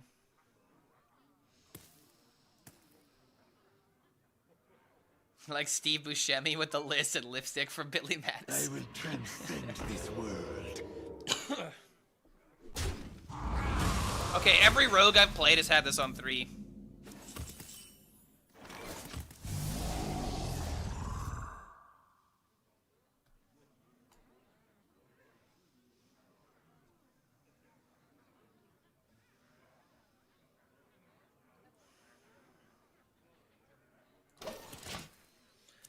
Gotta do the thing. This is the only opportunity I'm gonna have to fill my hand. I remember this place well.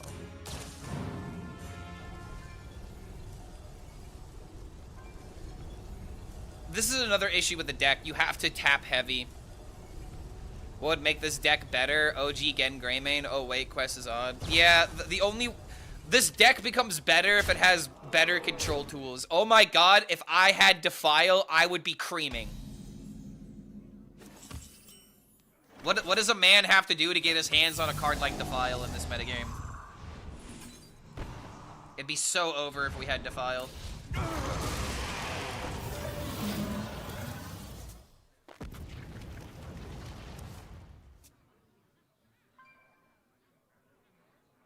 Okay, so I've got Steel into 2/2 if I have a way of getting... Oh, come on!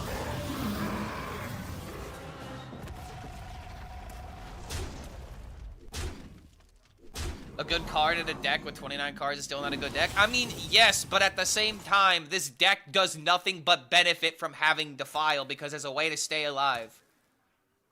Yes, would this deck still be shit, but Warlock would be playable.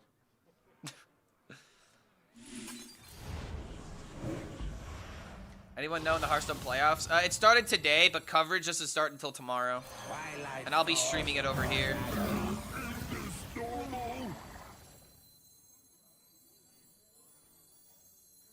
I think we always do it this way. This is now 3-3.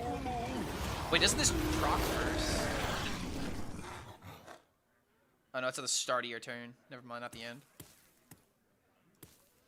But yeah, playoffs started today. They're just doing preliminaries before they do the stream.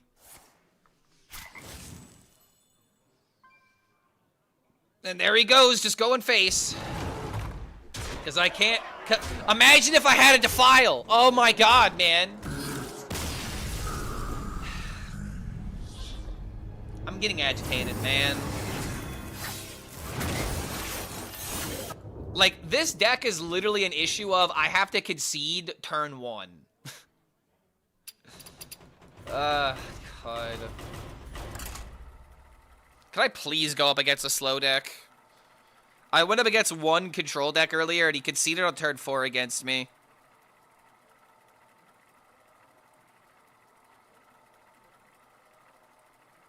He didn't want to be made into a clip on YouTube, sadly.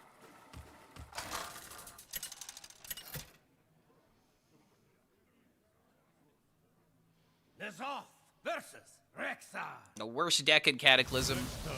Alright, I am praying. Oh my god, I am praying that this is a companion hunter. If this is a face hunter, I give up on this deck. Good job on the Duke Nukem video. People actually like that. Oh, dude, I absolutely love how I posted it to Reddit. And, like, there was one comment in particular that I thought I was going to be like, ah, yes, finally, I did my job. And I think I saw something along the lines of, like, this is the kind of deck that exactly makes Hearthstone suck. I hate this kind of stuff. And it's like, god damn it, man. It's like, there's never going to be a deck that anyone can post to where someone won't try to ruin the fun. Oh my god, it's Companion Hunter. I have a possibility. But yes, generally speaking, people were very, very happy with that video, and I'm very happy with how it turned out. But it's yet another example how there's nothing in this game that's going to make everyone be like, hell yes. Swear to God, man, it's impossible to entertain the Hearthstone community sometimes. It's literally that Simpsons meme where it's like, wait, you want a fun deck that's never been played before, and you also want it to have the highest win rate in the game? Yay! Yeah, everyone's got an agenda, and that's why I stopped listening to most people. Oh my god, wait a minute, dude. We might actually be cooking this game. Because I have the coin, I'm going up against a slow deck. Come to me, friends.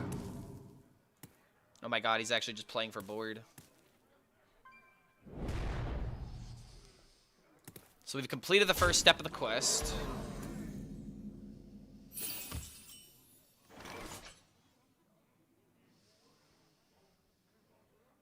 We have coin, deal 6 to the board.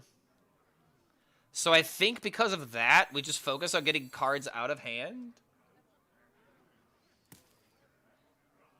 We could just play Siphon Soul.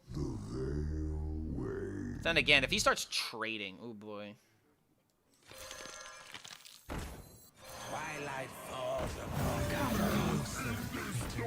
Dragon Soak Warlock, you're almost there. Aggro meta sucks as it doesn't allow you to experiment with slower deck ideas. Exactly, I agree. Return to the wild, my I never like aggro being the forefront of the meta.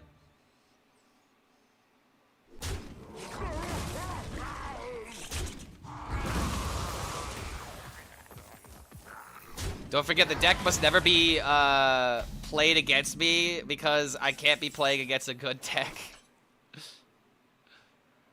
Okay, hold on a second, dude.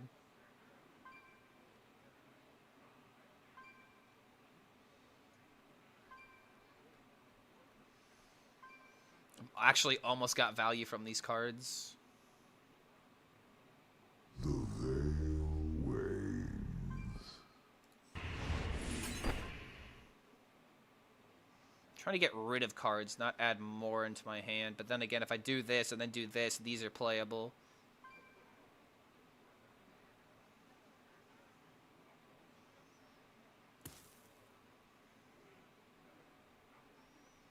I'll shelter you. I want to save the Siphon Soul for a bigger minion. But at the same time... I'll shelter you.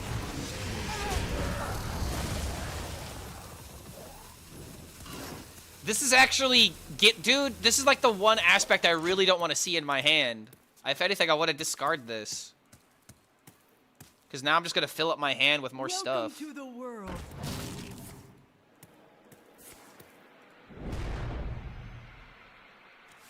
Would this deck work as a different take on it? I mean, if it's got the quest in it, it's not going to work, but... Welcome to the world. Wait, Battle of the End Time with Duke of Below?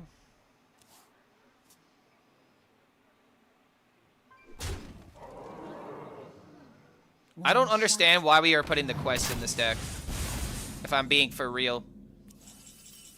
This just feels like you should just go all in on making the Duke Below work instead of doing anything with the quest.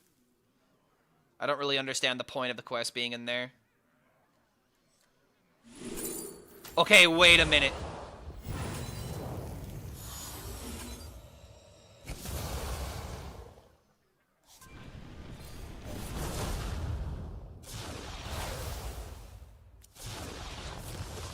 This is the most action I've ever seen from this card.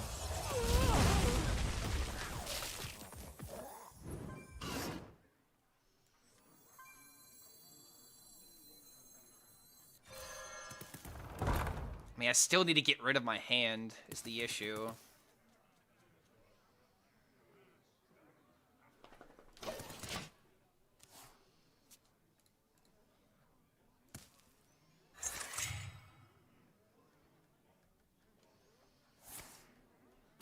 Summoning 6s.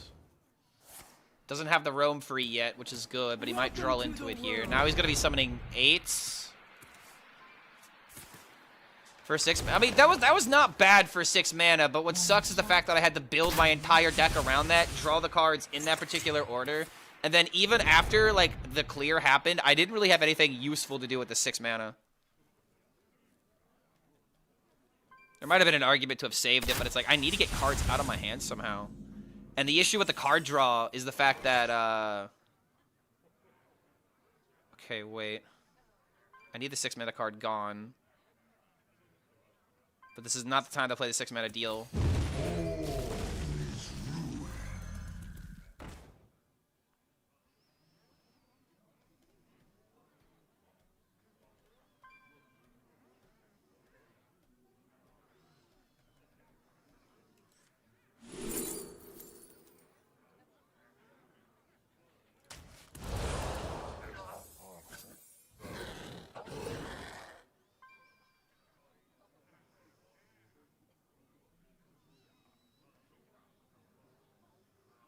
I need to assume that the deck's gonna work.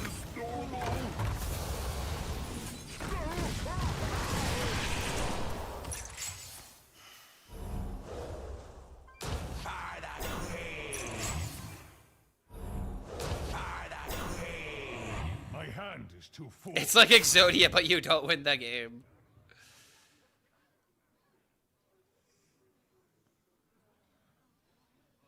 Yeah, discard the 9 mana, do nothing. There's no reason to play it. And now that he's got 10s, I'm just still dead, bro. He actually had good draw this game. Double Tortle, which means if I play this, it's just really bad.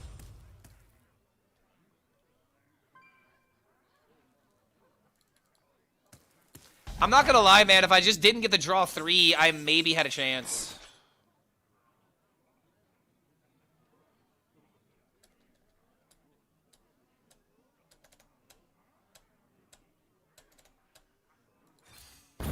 Sad.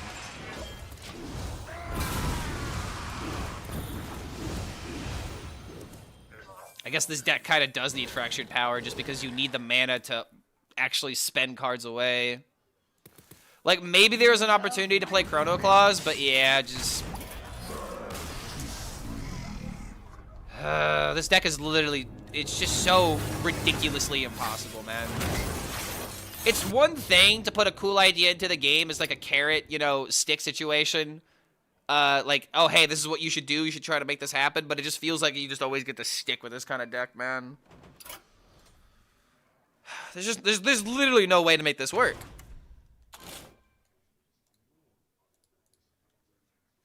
Like, this shit just is literally non-functioning. And it's actually starting to piss me off. Like, I could make this deck have the lowest curve in the freaking world. And it feels like it's still not gonna matter.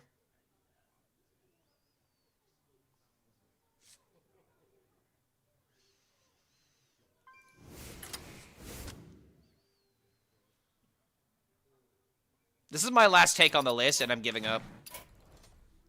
What's the win con of this deck? The win con of this deck is to delete it and play quite literally anything else. Leyline Mage is a better deck than this deck is, for context.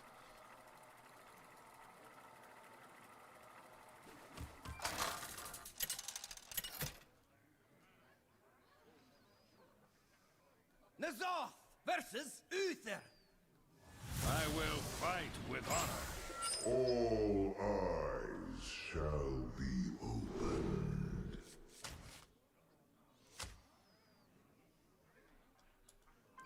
So the sad thing is, mulliganing this would just be the better play.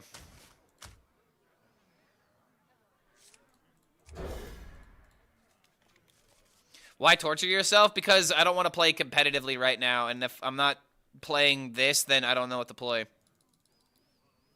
That's just kind of the issue with making Hearthstone content right now, is that I wake up, I have one idea, the idea doesn't work, and I'm like, well, what now? I guess I have to go back to playing Spell Demon Hunter. This is just the thing that really sucks about this metagame, man. I don't feel like climbing the top 100, and I don't feel like memeing around, because memeing around is just a death sentence. So I thought I could maybe get like one clip with this deck for a video and then just literally move on. But after, what, almost 2 hours of playing this deck, the only win that we got was stealing an egg against a Quest Warrior, Quest Egg Warrior. And then he immediately conceded, and the only other games were because of Gigasaur. And I don't think there was much I could have done in terms of, I don't think there's much I could have done in those games in order to change the outcome. Other than just getting rid of the quest. What if you place Cho'Gall for Saladrassil? I mean, I've thought about that, but the issue is not filling our hand. The issue is getting cards out of our hand. We don't survive long enough to do that. We just don't. Like, case in point, bro, I know the game is already fucking over. Yet again, another Paladin that just has Crusader Aura into turn 3 fully shattered card. This is not an issue of the deck, you know, quote-unquote not working. I mean, the deck doesn't work. But you just don't survive. You can't survive with a deck like this. It's literally impossible. I drew into the Doomsayer. Doomsayer was 100% the play there. But next turn I can maybe go Curse Chains into this.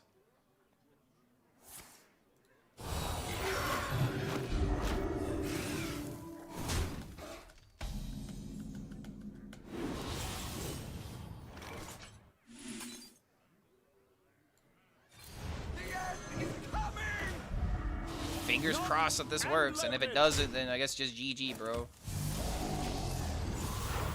Kind of funny how the one drop gave me value.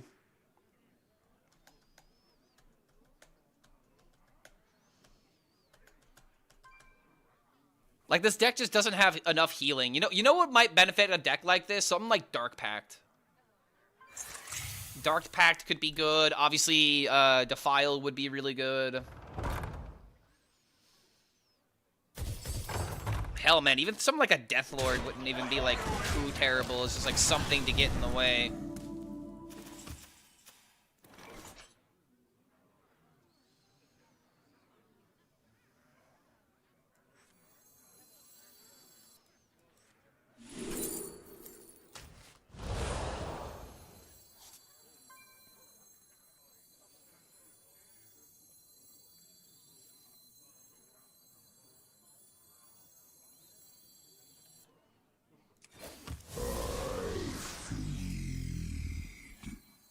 Corset is broken? No, it's not broken. It's working as intended. And that's the problem. This is what's intended.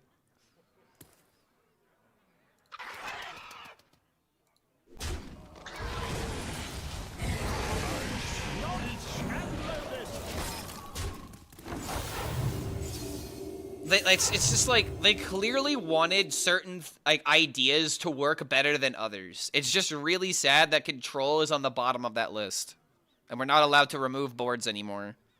I am tired. Which incentivizes people to build decks like this. Like, Reporting for duty.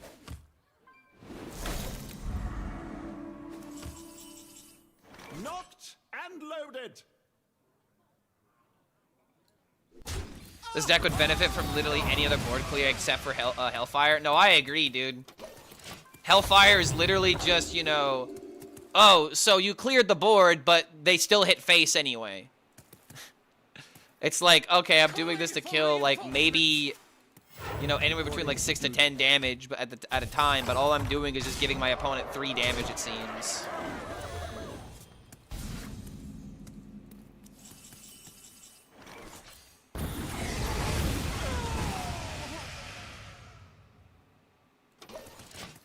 There's not enough cards that gain advantage from being discarded to add into the deck either, like that 1/2 drop. Be a decent idea off of this, but there's like no other way to consistently get rid of it because Chrono Claws doesn't help. This deck is just, it's so upsetting how bad it is. And it's even more upsetting that I've apparently lost against this shit before. Gain 12.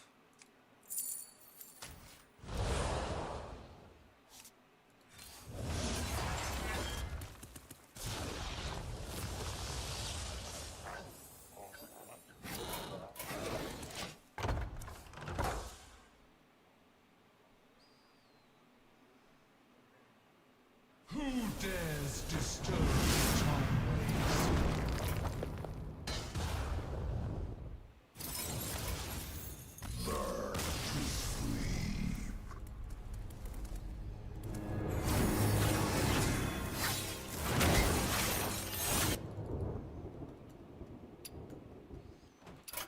The 6-mana cards are literally useless.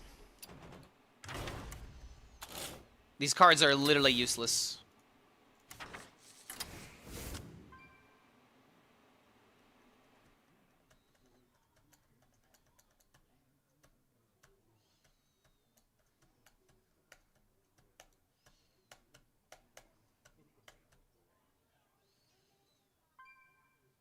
Yeah, 6 mana worse to 5. It is actually crazy to me how, like, this isn't necessarily a bad card, but it's just way too expensive, man. And even then, Defile as a 2-mana card was a way better board clear.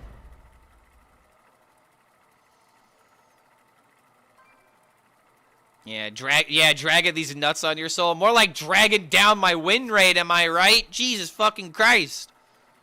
Who do I have to talk to get a powerful card in Warlock?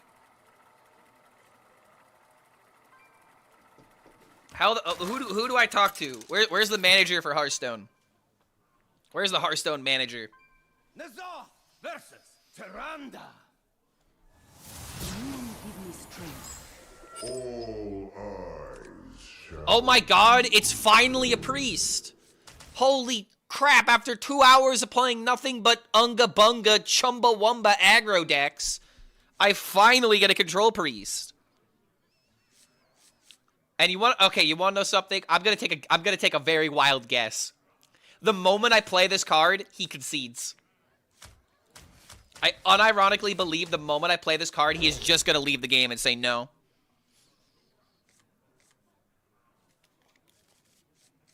You know, when we're cooked, when we're happy about seeing Priest. No, dude, I love seeing Priest when I'm a combo deck. This is what makes me love the game.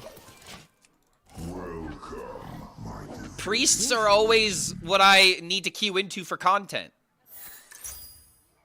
Oh my god, is he playing it out? He's playing it out. Alright, finally, chat. After 2 hours of suffering.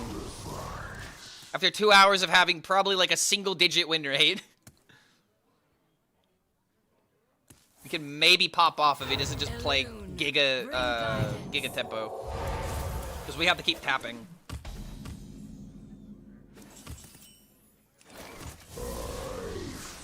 Go to 8 and then 9. I could afford to play a minion here. Go to 6 and 7, 8. And then 8, 9, 10. If I tap twice, which means on turn 6 I could follow with this. Come closer. Yeah, I need the healing. And I need something to distract him.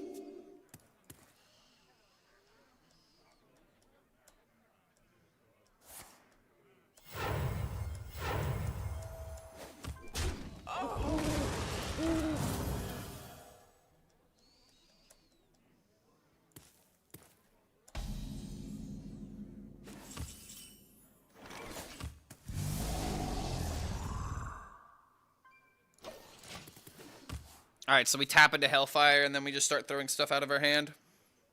Let the scales fall. Man, he had the 2-3, he had the curve, he had the actual minion curve. Come on, man. It's like the old... I hate this game.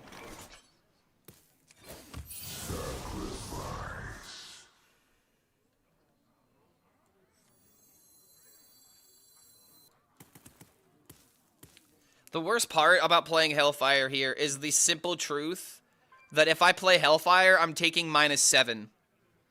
You think Hellfire would stop this from being like 10 damage, but you're still taking the 3, and then you're for sure taking the 4. So we're taking 7 instead of taking 10. This is why Hellfire is a horrible clear.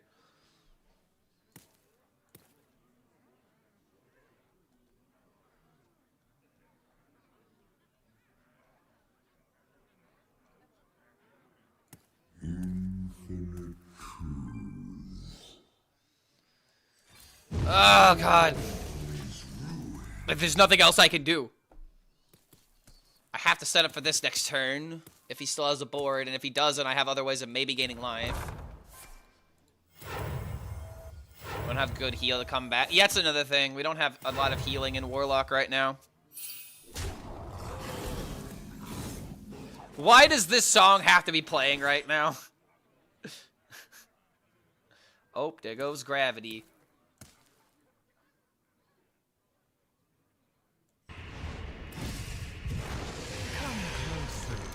Alright, let's get some healing. Yeah, we have Rotten Apple. Horrible card.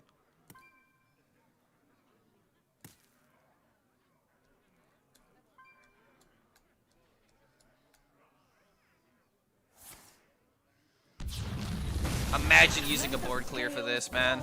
From the eye.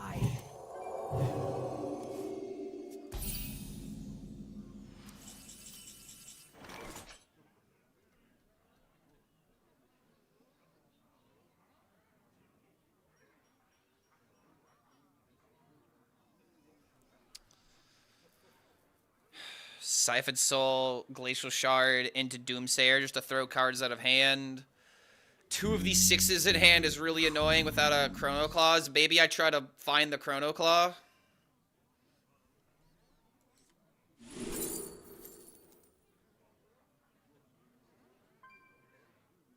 The line is the concede button, and this is the only maybe good matchup I have.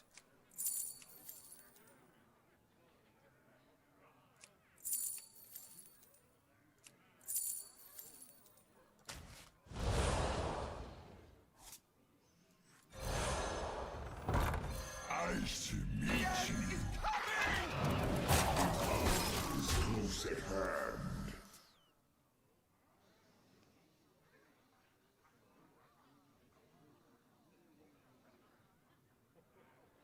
I really need the Chrono Claws to win. Medivh says it's not. Dude, if I pop this off before turn 10 and I discard his Medivh, what are you going to say? You owe me an apology if that's the case.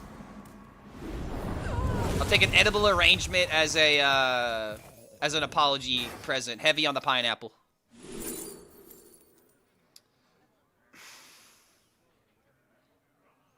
Why could I not find the one time Chrono Claws is actually the MVP and I can't find it? Infuriating.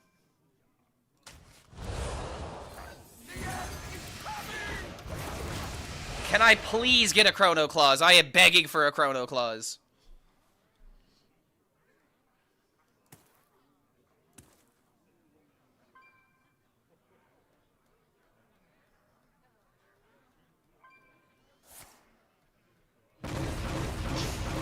Just doing that to play the shadow card.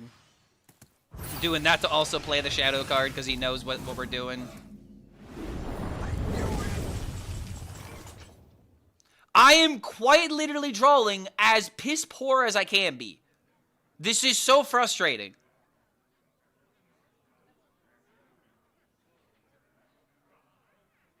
Please draw Chrono Clause. Is it actually that important that I hit the Chrono Clause here, man? Come on, come on, come on, come on.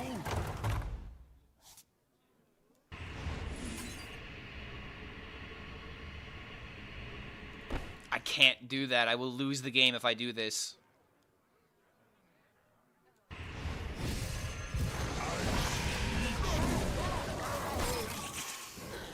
The sad thing is, even if I draw the Chrono Clause now, I still can't play the quest for another turn.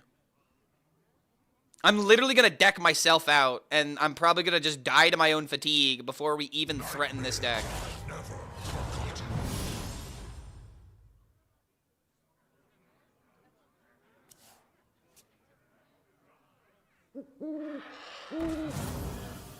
Elune, bring guidance.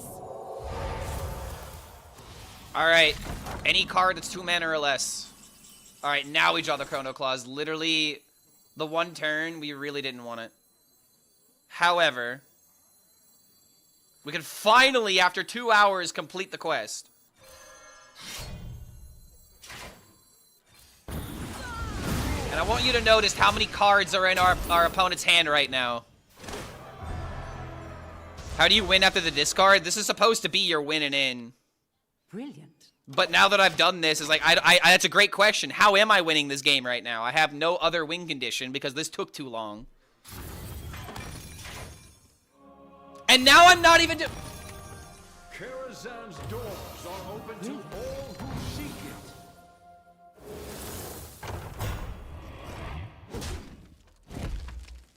If I had the Chrono Clause a turn sooner, we could have actually maybe done the thing. This deck is an embarrassment. It is actually an embarrassment how bad this deck is, man.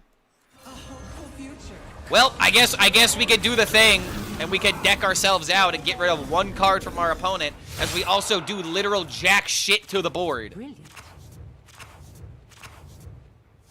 This deck is embarrassing how bad it is, man. How do you design a deck that's this trash? Seriously, dude.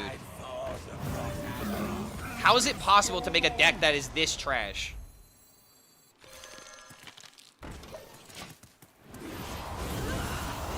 Oh, wow. All that work to get rid of a fucking lightning bolt. I did it, guys. Yeah, Hearthstone, Heroes of Cringecraft. Pretty much, Jim. You want to do anything that's fun? Too bad. You're getting killed by turn 6. Deal with it. You want to play a 10 mana card? Too bad. You don't have time to play it. The only time you get to play a 10 mana card is against the deck that's supposed to counter you. This is supposed to be a counter. But all he had to do was just throw his cards away. Because I was doing literal jack shit this entire game, man. And now I'm sitting here with my dick and my deck empty. And all I have is nothing but regret.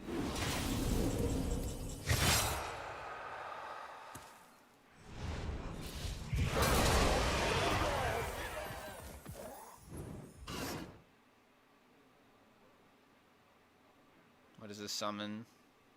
And who am I fucking kidding, dude?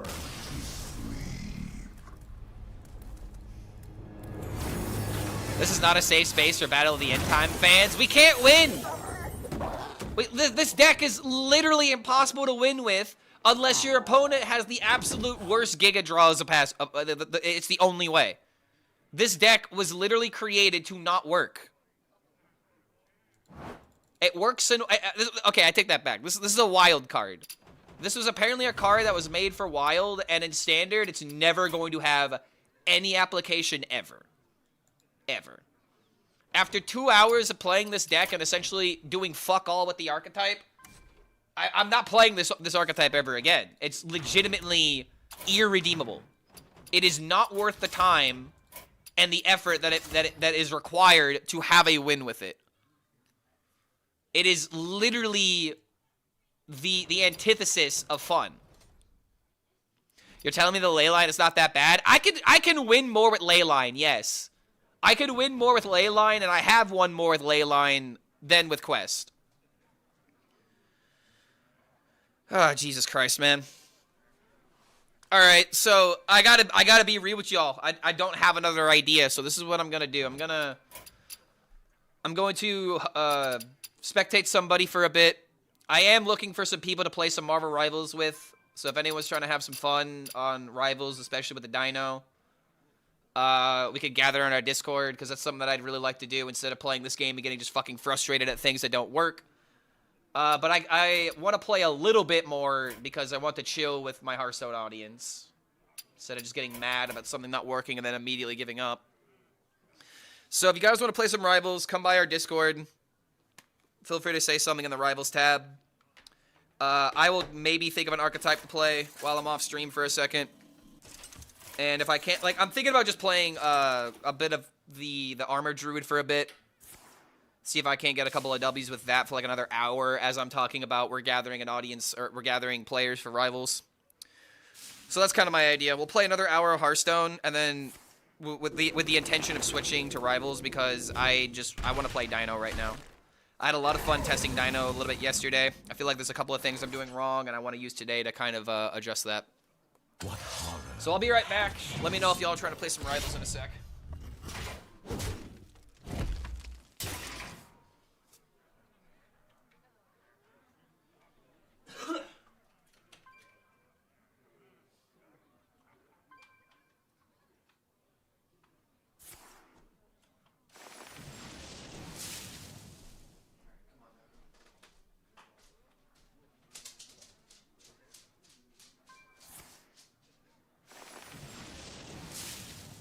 Feed my children.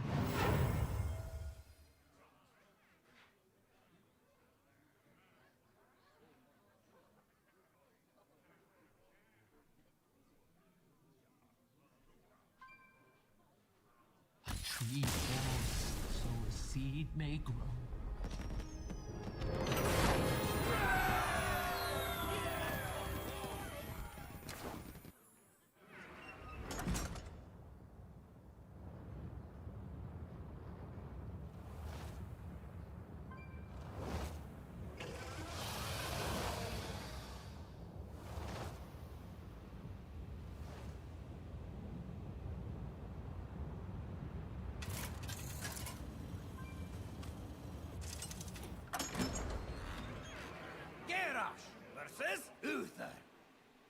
I shall bring honor to the Silver Hand. I will show no mercy.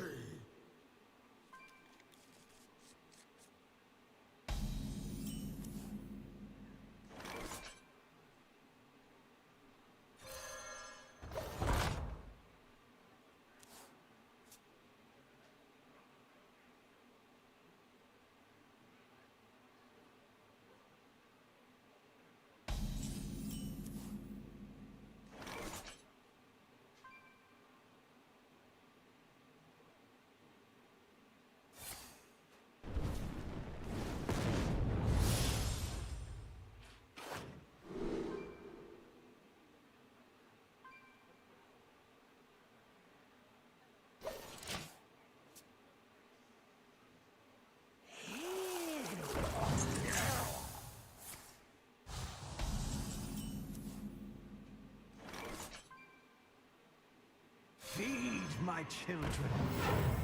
Change is coming.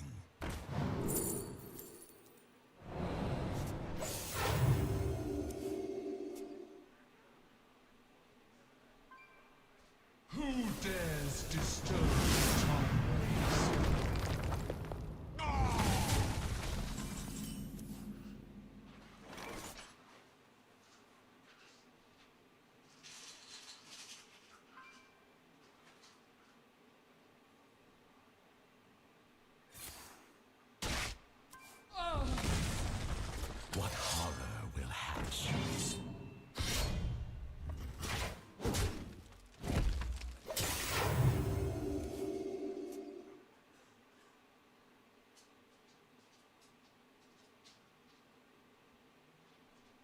The menagerie is for guests only.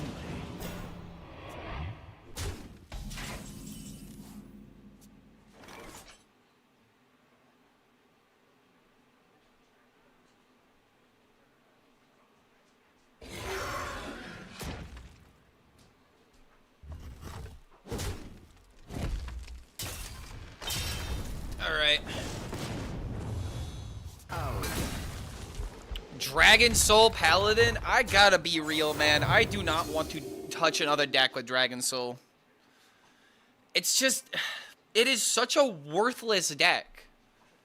And I don't want to repeat another situation like I just had with the Warlock idea, where it's just like... If I'm gonna come up with a new idea... Fuck it. You know what? I have an idea. Why don't we go back to the Duke of Yore? Why don't we go back to some Duke Warlock, but we try to make the Bat Mask combo work? Maybe that's a better idea than trying to... Like, because I'm sorry, man. Dragon Soul is one of those cards where I love the idea, but when you actually play it, it's so irredeemably bad. All it does is... It is literally, at the start of the game, make your deck worse. I just can't vibe with a card like that, where it's like... Well, I guess I just lose now, because this is in my deck. So let me pull up the list real quick. Make some adjustments. See if we can't make this a Bat Mask possibility as well. So we could probably get rid of Doomguard. We could probably get rid of Ooze. Definitely don't need this. For putting in a Bat Mask, there's one card I also want to try and fit in here.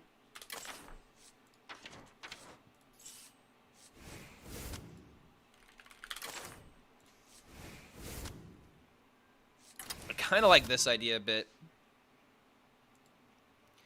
Gemstone Hoarder is not really the greatest discard option.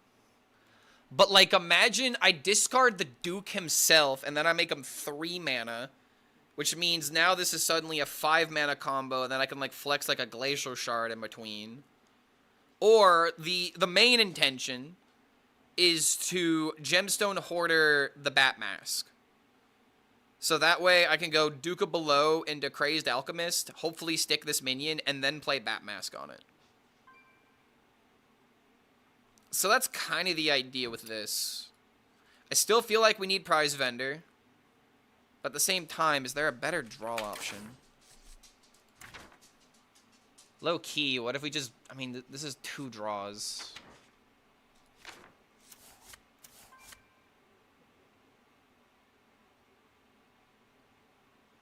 Gemstone the boar and then mask the gemstone. Yeah, there is that, but that is such a ridiculous setup. We are trying to end the game by turns, like, 6 through 9.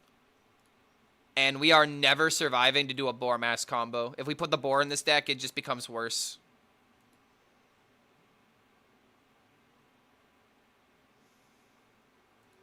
Like, we'll never have the opportunity to get to the boar. And the boar will just be a dead draw in more situations. Wouldn't Bat Mask out of the Crazed Alchemist be bad? No, because... I mean, okay, so it would make the minion we have smaller, but it would make us go wider in situations where we might need it.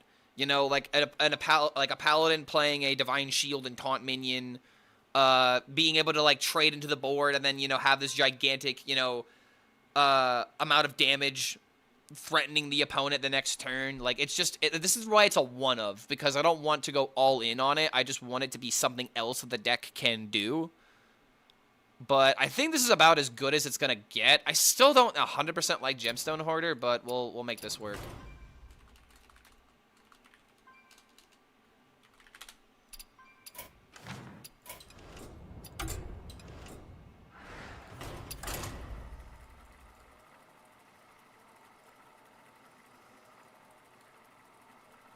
Kind of like this idea. We'll see how it works. And then if this doesn't work, we'll just play some Druid until we decide to play Marvel Rivals. So how does this sound? If you guys are down for Marvel Rivals at 2 p.m. versus 2 p.m. Come by the Discord. Shall be mine. Come by the Discord. Drop your, you know, like hello. Like here's what I'll do. I'll put down a pinched finger emote. If you guys are down, just reply with this. You know, with your own pinched fingers in this Discord, so that way I know how many people are interested. Can Viranoth Warrior work? Probably not. What would we even be buffing with Viranoth? What would be the goal? Okay, this is actually a pretty good curve. We'll keep this. I mean, I guess Viranoth a Grom. That's one benefit. You could Viranoth. The Basher doesn't go face, does it? Basher only trades into minions, so that wouldn't work. Wait, does the Basher only trade into... What the fuck? Why? There's no Really?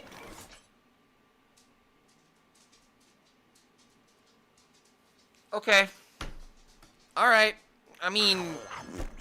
Dude, if I lose this game, I'm retiring from Hearthstone forever. And I will directly cite it was because of Battle at the End time. He's also on the coin, and I'm helping him draw it, so holy shit, dude.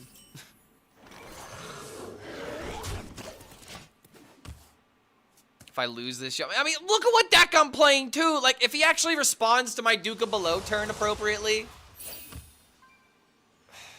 he's only winning with this deck because he's going up against me. Let's be fucking for real. the end is coming. Okay, that's acceptable, I guess.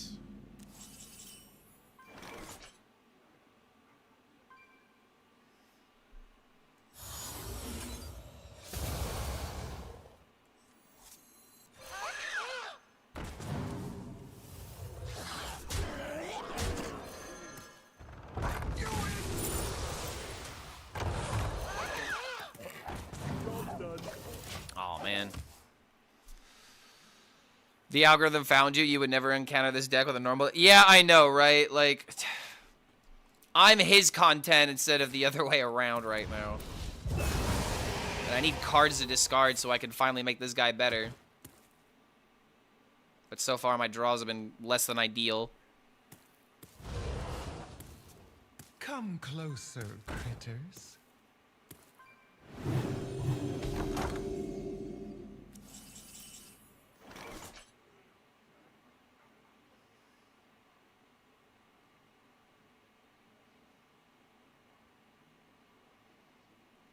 Discard these.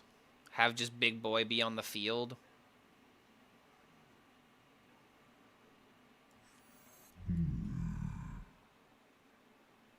It really sucks that I have the Zavis after I have both of the Duca Belows, because now I can't get that going for me.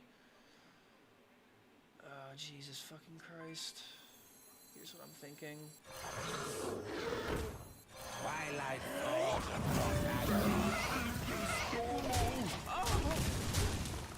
Now next turn I can play this and hopefully draw into a Crazed Alchemist. I mean, I don't care about Zavis right now. I have Gemstone Hoarder, Prize Vendor, and Crazed Alchemist. Like, I can use this to get the Crazed Alchemist, but I want to stick this on the field first if possible. And then again, I'm about to go into his turn 6. There's the Bat Mask.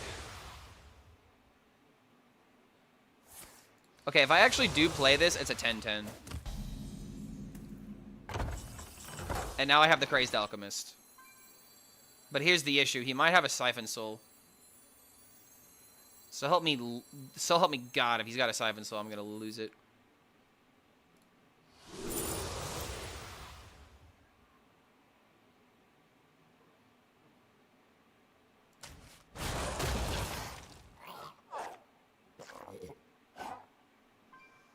This goes to a 12-12.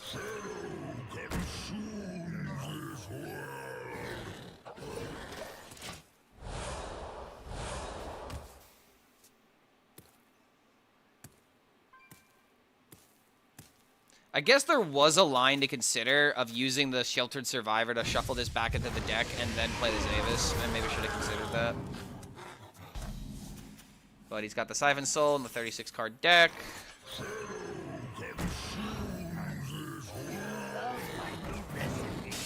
Big minion. Hopefully it sticks. This is really gonna suck if he has the answer to this, man. Because I just lose the game because I'm out of gas.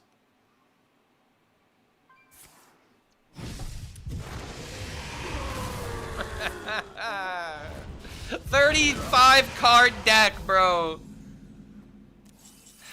Well, I guess that's his victory. He didn't kill me with the combo, but he dealt with my shit. Yeah, we're playing Druid. I need to, like, actually play a functional deck. I'm going to lose my shit if I'm just going to be playing more nonsense that just loses because the deck gets killed by 1 or 2 lucky draws. Holy shit. Alright, I'm playing real decks now. Jesus Christ.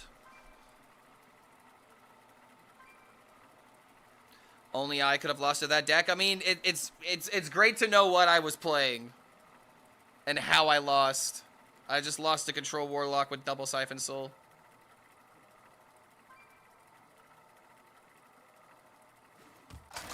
There was a line to potentially play around it, but I literally could not be bothered. No, the mask doesn't fit. That one game just gave me all the information I needed to know. I just need to play a real deck, man. My dreaming ends. I'm literally playing, you know, tier 7 nonsense against decks that actually can do something.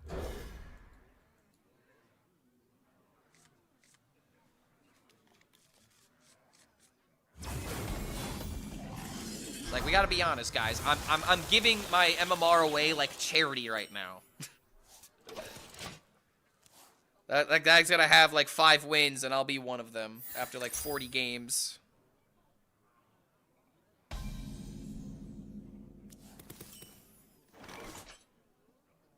Okay, we're going up against a priest. This is a very good matchup for us.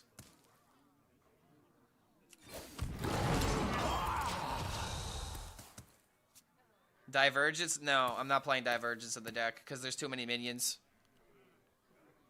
By petal and sword. Again, I just need to play a real deck. I should tone down the memes for a second. Let's actually play something that works instead of trying to come up with a new crackhead idea. This deck is not unhinged, reported, by the way. How is this deck not unhinged? You gain infinite armor. Isn't that something only an unhinged player would do? I would still argue that this deck is unhinged.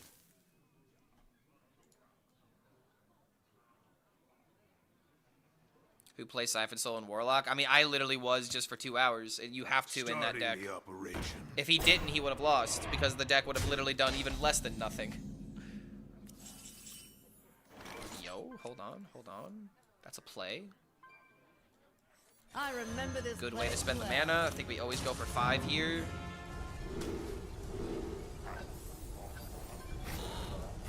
Okay, I wanted armor or copy in this matchup. Clark's head is full of, yeah, crackhead ideas.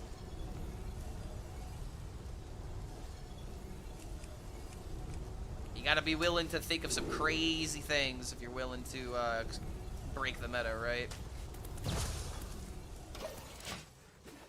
Yeah, there's a reason why they call it breaking the meta, because you literally have to, you know, break your mind and your morals in order to do well with these ideas.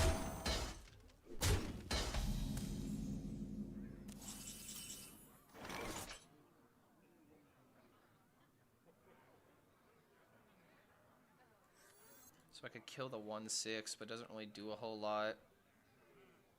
Probably just always play this and just accept that we're taking some damage. We'll gain it back. Blaze a trail.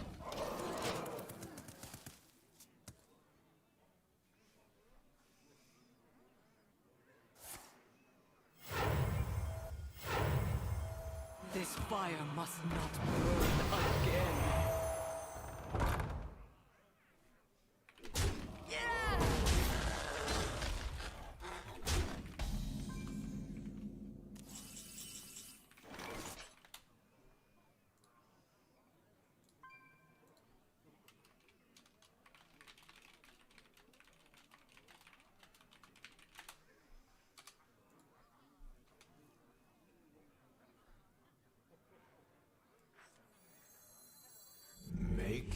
choice.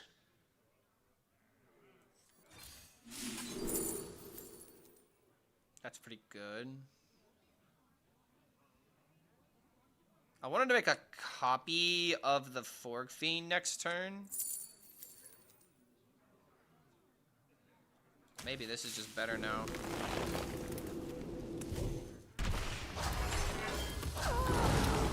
Yeah, maybe take a bit of damage.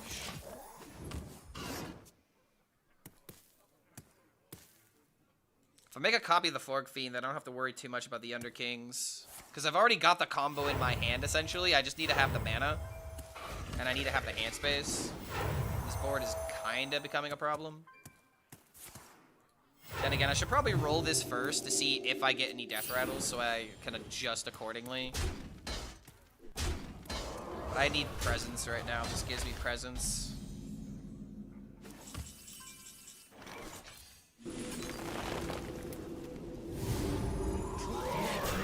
Oh! Oh! Okay. I mean, sure. Alright, we take those. Finally, the game is working with us instead of working against us. Ain't it great? Give me that armor. Oh my god.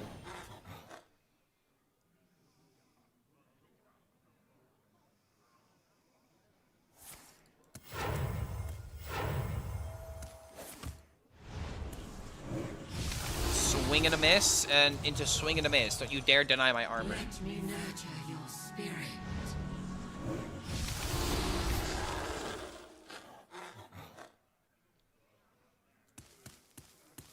Finally, some good RNG being thrusted our way. All right,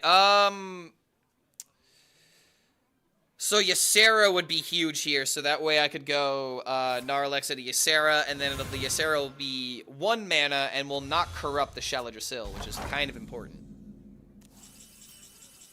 However, we did not get that. I could just play another Moarg here and have the 3 Moargs. But I really want to gain mana. If I play Ramp, I go to from 9 to 10, and then I go to 11 with the Aura. Make your choice. I don't know. I don't like the idea of playing into Ruin either. If I do this, I don't really have anything else I'm doing this turn. But I low-key think that's fine, because we have plenty of time, right?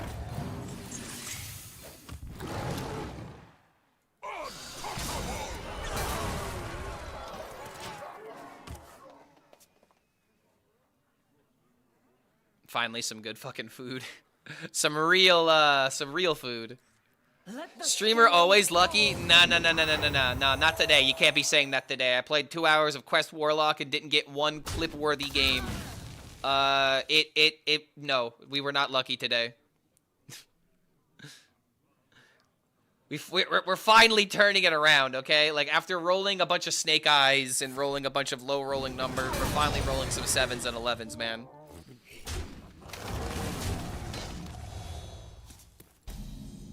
Come on, Ysera. Oh, baby, that's mana. All are nourished and the cycle renewed. This is just important to help with, like, hand space.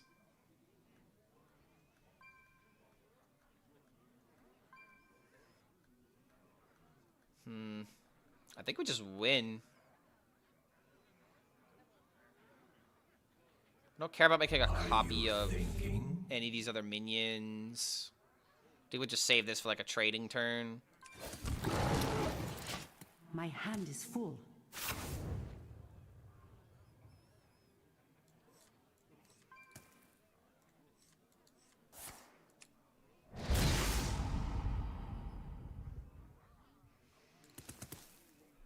If only I had a way of killing the 2/2 guaranteed.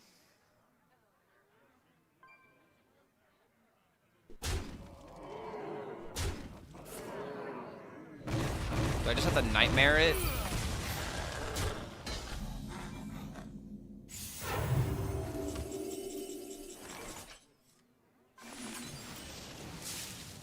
Wait, no.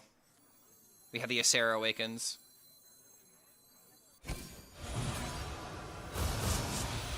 big and strong.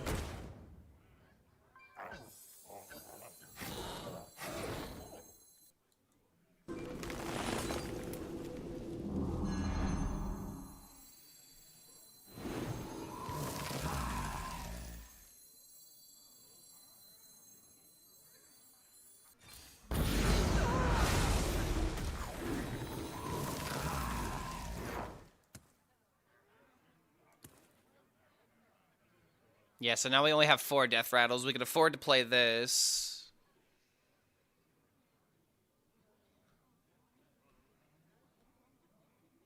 Time is fleeting.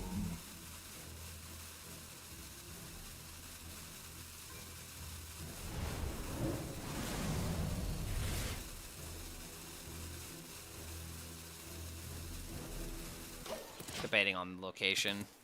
I'm just wondering how I'm going to use it, because I don't want to use it on a death rattle right now. Elune, bring But this game's pretty much over now. We'll see what happens when we play a deck that functions. I can make it work, man. Do I have the best token druid deck code? Best token druid deck code is on Vicious Syndicate.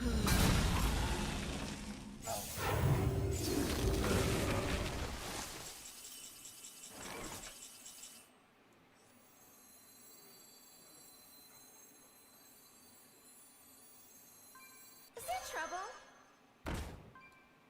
Is there trouble?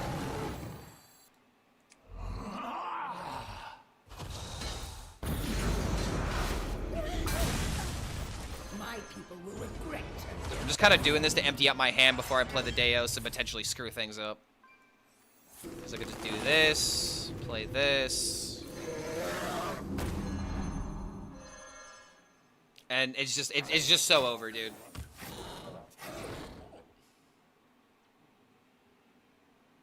Solved. Now Boar OTK. The Boar OTK has been solved.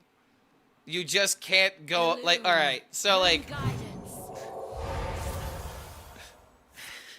Like trying to think of like a sports analogy to give this to, but it's like you're asking the world's pro, like you're asking for the badminton world champion to go up against like the LA Lakers 1v5 for the championship crown during the NBA.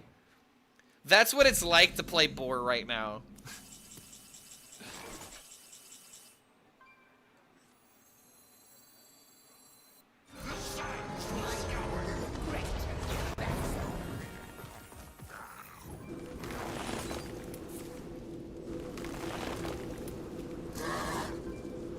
Alright, I will never die.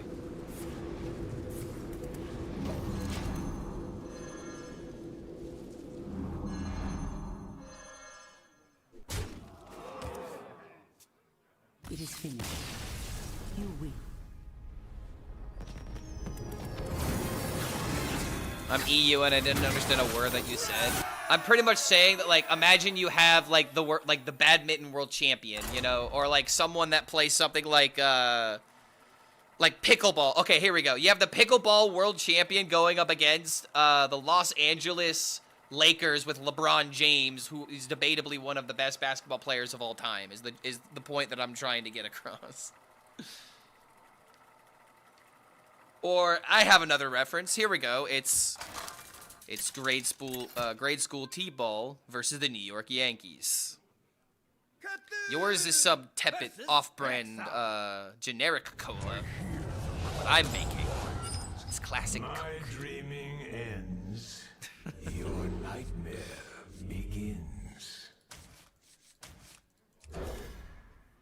Am I reading this right? The tournament tomorrow starts at 3 a.m. Holy sh! Does it really? Wait a minute. What? I literally signed up for co-streaming, but holy shit, I didn't realize it'd be freaking 3 a.m. What? Come closer, critters.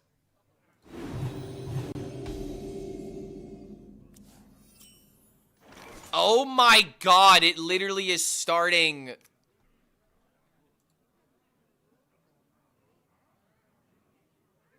This tournament is starting in like 15 hours. 14 hours, actually.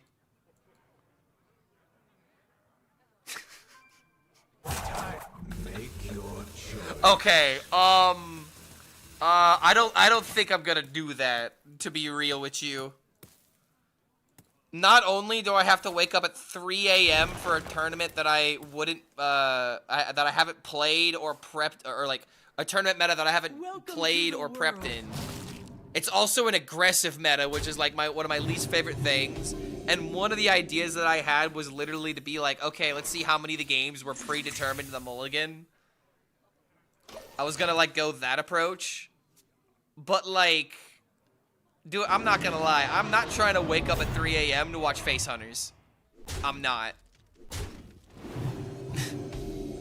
I don't know if I'm gonna be down for that.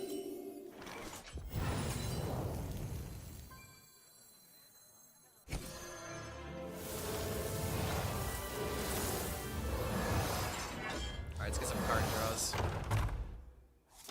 Like, if it was a meta that I was interested in, then, you know, sign me up. But, oh my god, I do not care to see Dragon Warrior, Face Hunter, Spell Demon Hunter matchups all day long. I would be rooting for the Druid players that have brought, like, Marithra. There's a couple of people that brought Egg, but that's also not too particularly exciting. 3 a.m. Holy shit.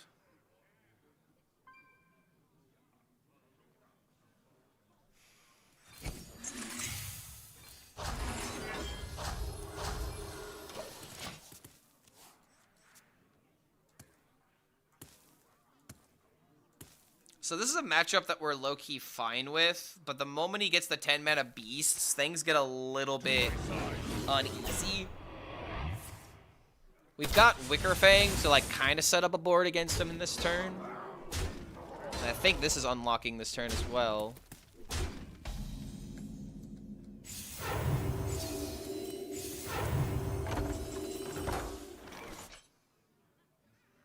Imagine Hyrule in the Ysera. That'd be so king. Oh my god. I think we're just gonna do this into this just to play it safe. If I can draw Ysera, I can just play it later.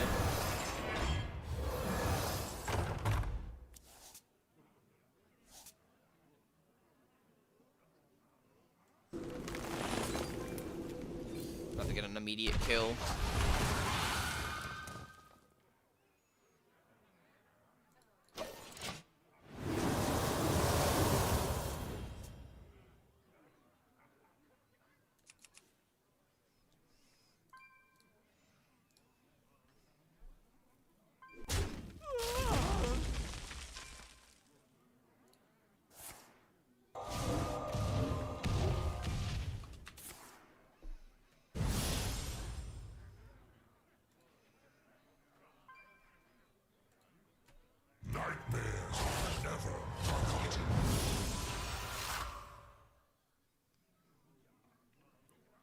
Yeah, we're so cooked, bro. I mean, what are you gonna be doing, Warshak? Are you actually gonna wake up for it? Like, maybe if I had like someone to co-cast with, it could be bearable. But I don't know, man. It's just, I feel like I'm just not gonna enjoy it. I don't know.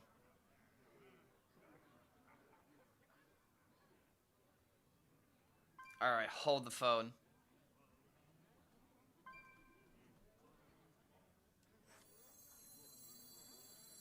Contemplation.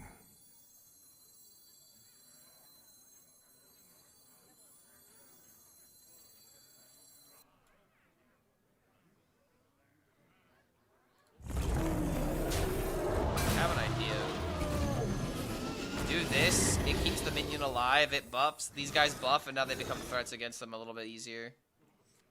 Also do this and maybe buff them again. Okay, so I technically misplayed. Again, wait, I don't even need to play that this turn, just a 1-3. Alright, hoping for the Ysera top deck.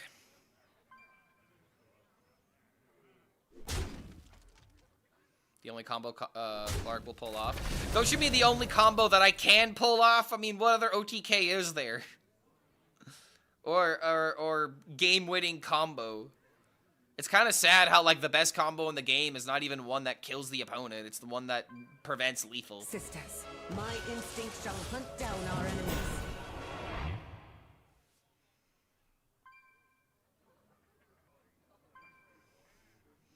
Warshak is too lazy. Dude does all of the work. Oh, yo, Warshak, by the way, this reminds me. If you're still here, Sushi Cats, someone that is in my stream a lot. He is someone that has gotten banned for making like a joke at like the wrong time, and he wants to apologize and be allowed back in. And he's actually one of my regulars, and is usually a very chill person. So I just figured I'd give him the vouch.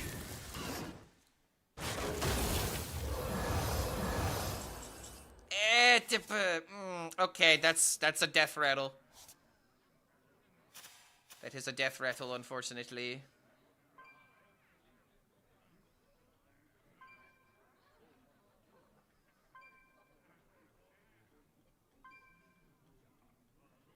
I remember this place well.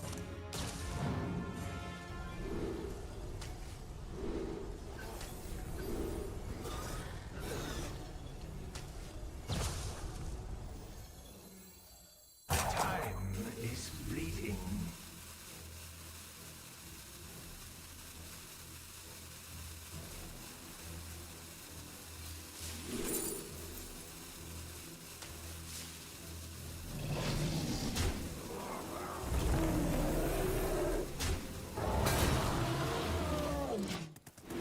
I want to keep a full hand so I can play Bashana and get a Typhoon. In this matchup in particular, that card is so good. It's like actually ridiculously important that I do it here because he's really close to getting the 10s.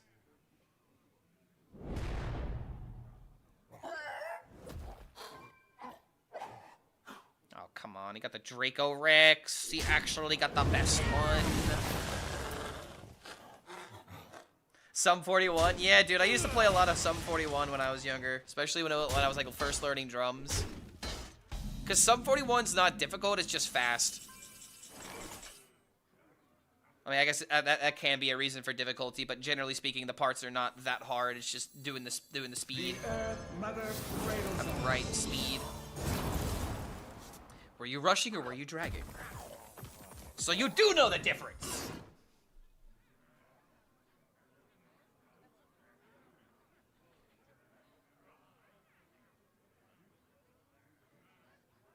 Oh, I can actually kill the Draco. That means we gotta do it. Also gain a ridiculous amount of armor doing this. Like, this is the thing I kind of like about this deck. It's just like, alright, well, you could do your thing, but I'm just never gonna die. Is Hostage Druid playable now? Unironically, yes. I'm, like, actually thinking about, like, because I don't know what else to play anymore, man. Like, I had the Duke video, which was great. But that was a high roll and a half, I'll tell you what. I don't really know any other ideas that I can get away with right now. He's getting away with this. Oh my god.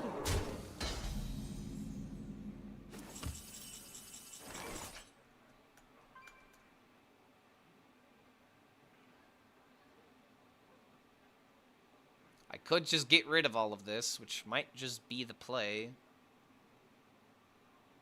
But I really don't want to add this stuff into my deck. Oh my god. Are you thinking? Alright, I have an idea. Get the Umbra. Miss the Umbra. Just gain some armor. Still need to play Under Kings.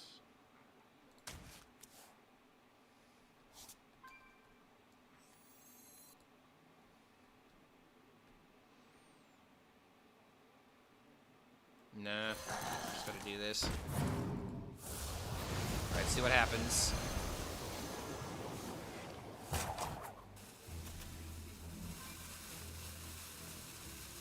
I mean, I got Zavis's out the wazoo now.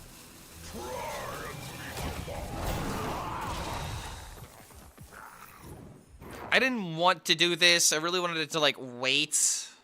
Especially if he, like, plays a bunch of, like, omens and shit, but there's just no way to cleanly make this work. And it is important that I, like, try to make his deck worse. Okay, hold on a minute. That technically can hit another Earthstrider, and if that happens, that's insane. Come closer, critters. Get some healing now.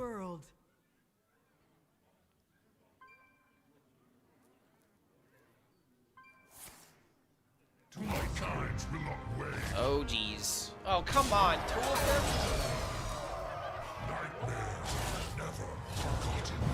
This into this clears these.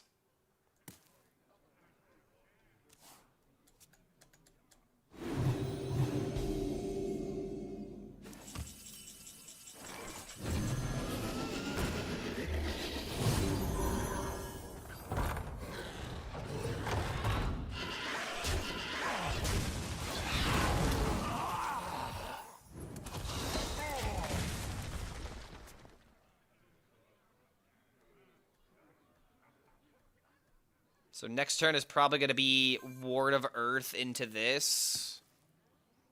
Just to finally get the cards in our hand, and then we can maybe set up Grove Shaper. Because we have 3 Zavises in the deck. The moment we draw one of them, we probably have our Umbra. Sisters, my arrows shall strike down. However, the 9s are actually becoming a threat.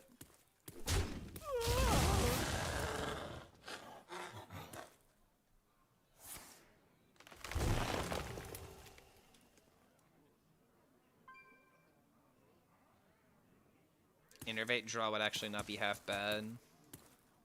Sisters, my will shall lead us to victory. Yeah, we're doing infinite armor shenanigans.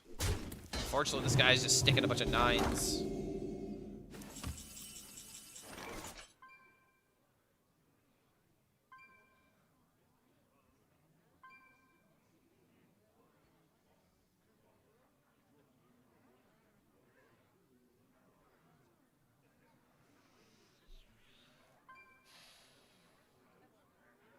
Make your choice.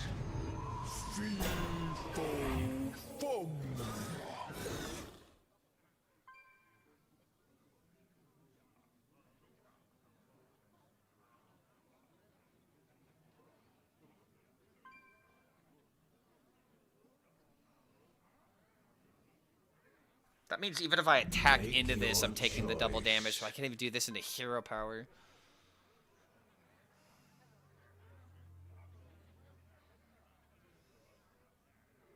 Time is I think I just lost here.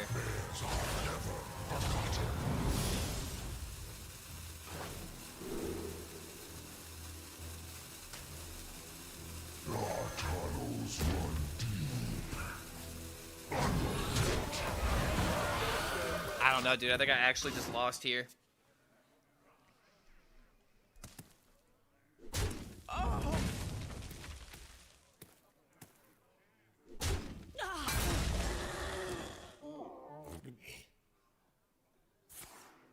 Holy shit. Oh my god. That's quadruple damage, man. There's no way I'm alive. Yeah, holy fucking Christ. Well, that's the first time that I've seen that work. Sadly, the Typhoon. I think I needed to find a way to not play the Typhoon there. That was probably where I fucked up. If I could have saved that for a turn that mattered.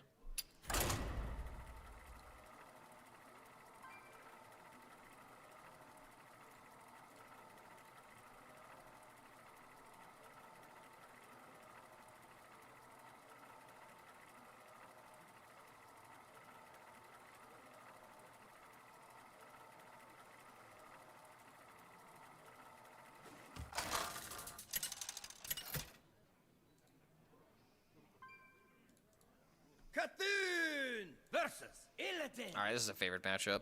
Feel the hatred of 10,000 years. my dreaming ends. Your nightmare begins. Errors upon errors. Play the Companion Hunter a bunch already. Awesome deck, especially against Priest. Yeah, it's pretty fun. I kind of wish that the deck was a bit better, because it sadly is like, I mean, it's an archetype that I can get with. And I just, like, it's, okay. Which one is worse? Tortolas coming down from Hunters or Face Hunter, right? And it's just like, it's no contest for me. I'd rather, you know, deal with the high roll potential of what the big Beast Hunter can do than ever have to deal with what Face Hunters consistently do every other game, you know?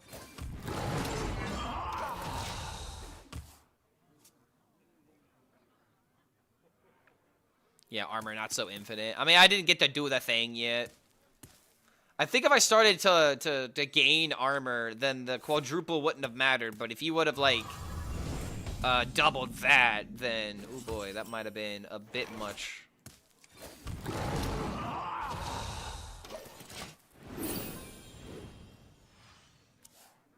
It's about B tier, second hunter deck after Discover that I really enjoy. It's like, it's the kind of archetype that makes minion-based combat fun, which is why I like it. Like, if we're gonna have minion-based combat, I believe this is the way to do it.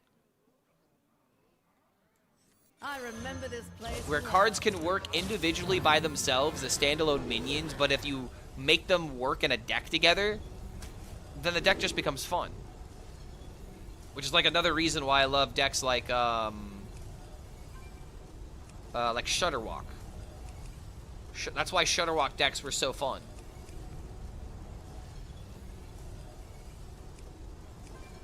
Discovering a spell is probably the way to go here.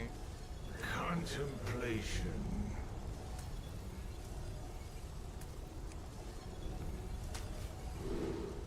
Okay, defense. It's nice to hear you say nice things about Hunter. I mean, it's more of like, you know, if I have to have a choice, I would rather have the Hunter that actually incentivizes the thing that people care about. You know, because everyone's being like, board-based minions. And now we have people complaining about, ooh, but Tortola on turn 6. And I'm like, okay, but that's a high roll, though. It's a giga high roll. You just have to accept it if it happens, and that's part of the process. Play the deck yourself and tell me how often that happens kind of deal, you know what I mean? Versus if you play Face Hunter, you already will know what's going to happen. And that's why I like decks like Companion Hunter, because Companion Hunter is a deck where it's like the more that you play it, the more you realize that you're not allowed to misplay with it. You're not allowed to have suboptimal turns. Because if you do, you're handing over initiative to the opponent, and they will not let it go. And you, as the Companion Hunter, don't have a lot of leeway for mistakes. So that's why it's a deck that fits the game. That's why I like to see more archetypes just like it. Less decks like Face Hunter, because Face Hunter is the... Like... I really don't know how else to put it, but, like, Face Hunter really is just the fast food of minion-based combat. It's like, all right, bro, like, you can go to McDonald's all the time, but don't you want, like, sometimes a more finer dining experience than just going through the fucking drive-thru, you know what I mean? Totally get going through the drive-thru because, you know, it's the easier thing to do. But it's just, it just feels like it's not worth it. It's not accomplishing. It's not an accomplishing task to go through the drive-thru. And just, you know, get your meal, so to speak. Whatever happened about the ambiance? Whatever happened to enjoying yourself?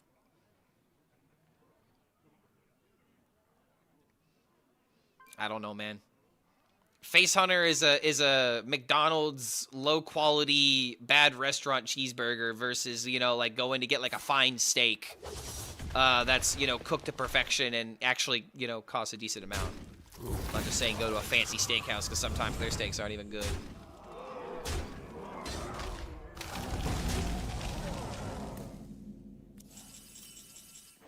Our tunnels run with Gotta eat in this economy, yeah.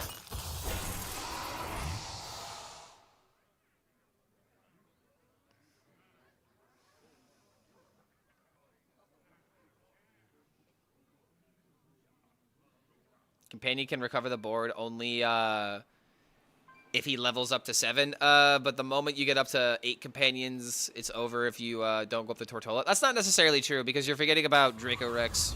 Draco Rex is the best 8, but the 7s are the most consistent on the rewards because you either get guaranteed defensive tools that heal you or defend you with the taunt.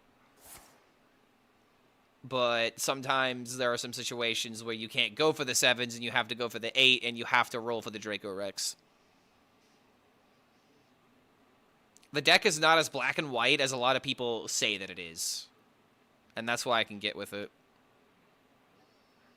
I totally forgot about the level 8 Drake. And you want to know that right there. That right there. You just, I mean, not necessarily learned something because you already knew Draco Rex existed. But it's just, this is the balancing that you have to do. Sometimes you can be so fixated on certain results that the moment that this idea is brought up to you, you're like, oh, wait, that is an out. It's another strength to the deck. Another thing to consider. Another choice in the pool of options that are supposed to be fun archetypes. That right there, that, oh, wait, is exactly what I'm looking for. That's what I want in my Hearthstone decks.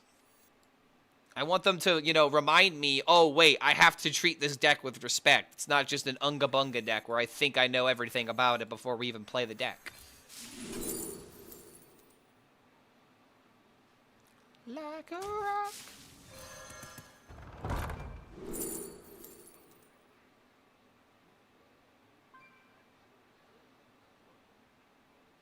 This is just good. Good card draw.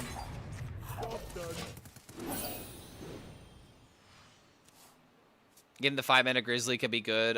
With the craze for early damage, okay, I don't think I ever had a situation where that happens. But that is really funny if you could set that up. Can I say ambiance one more time? I mean, I tried to be fancy with it. I was like, ambiance. Something like that, but ambiance, however you pronounce it. It's like a tomato kind of thing. Maybe there's like the correct way to say it. I think it's like a French word, right? Ambiance. They will never catch me. What about discard lock? What about discard lock? If you're talking about the Duke Warlock, we did everything we can with that deck. It's not getting any better.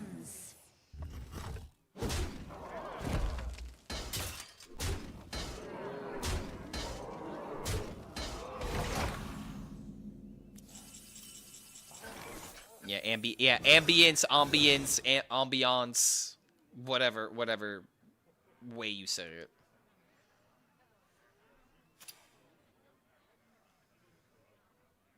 Might be too soon for the Ysera turn.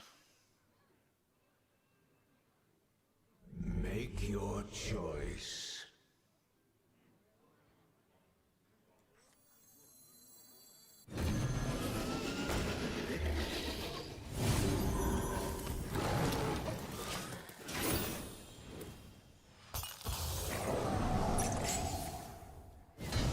Do this next turn, potentially.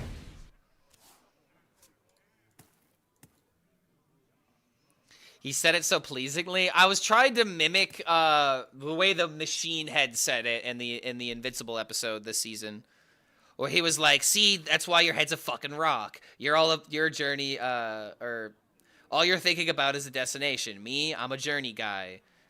You know, the vibes, the ambiance." He ends up like trying to say it with like a weird French accent.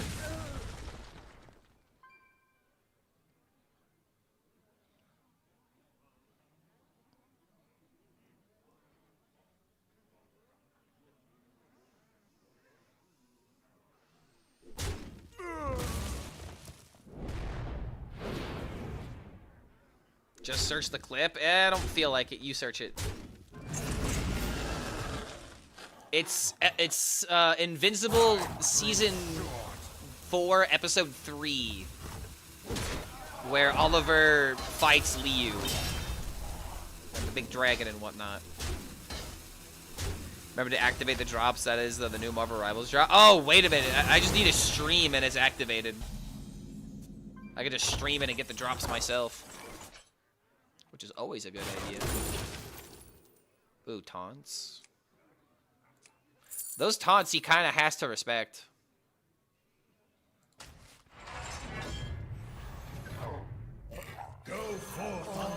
I have so much mana.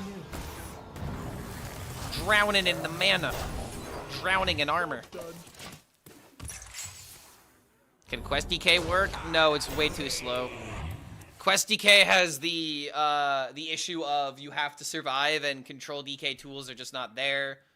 The wing condition itself is non-functioning. And this is coming from the only person in the Hearthstone scene that has ever done anything clip-worthy with it. Quest DK is just ridiculously slow in a metagame where you can't play too slow.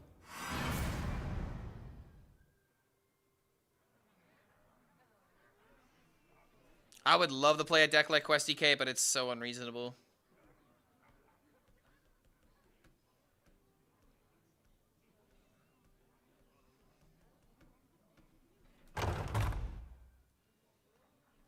Yeah, like Quest DK and Imbue DK, like this is okay. This is something that I really should have made a video about today in order to keep the daily content because I didn't have an upload ready for today. But it's just like Quest DK and Imbue DK are these type of archetypes where it's like, all right, so it's either a placeholder for a future expansion, which means you're going to support them, and they're going to be unplayable for a while until that happens, or you're never going to support them, and then that's just it. And these aren't decks that work. What are we thinking? What is the direction with these archetypes? Is there actually going to be an Imbue DK meta because they give DK like a ridiculous like copy or lifesteal freaking undead that actually benefits from this kind of stuff? It's just so hard to believe. My duty.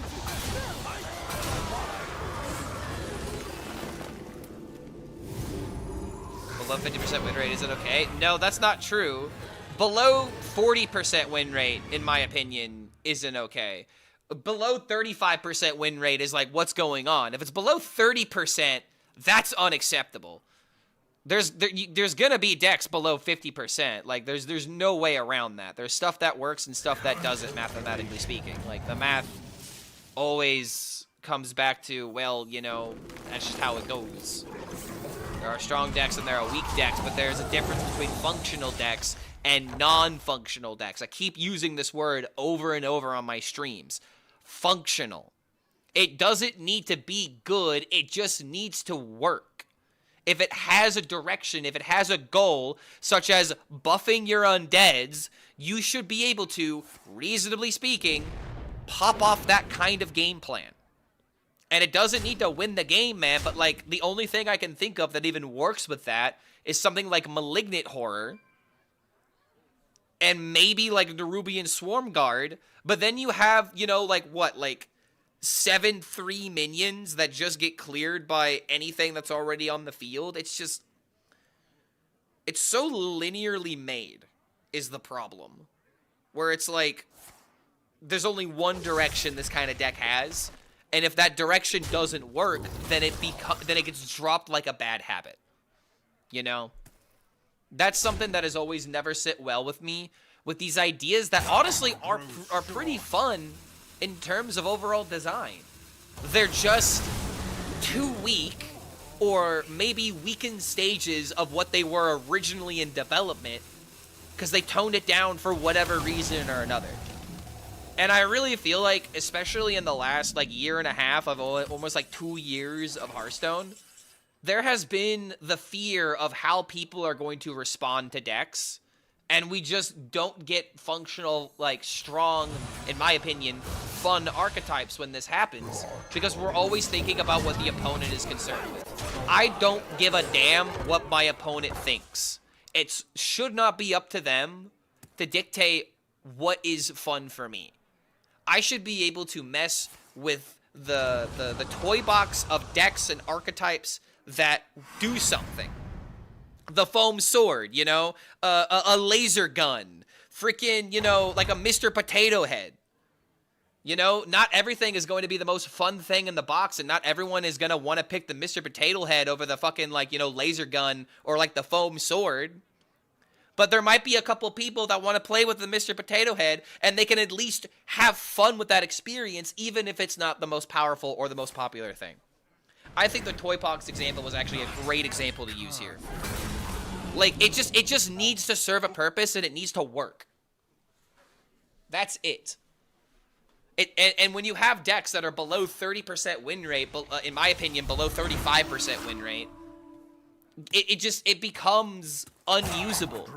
It's like in the toy box.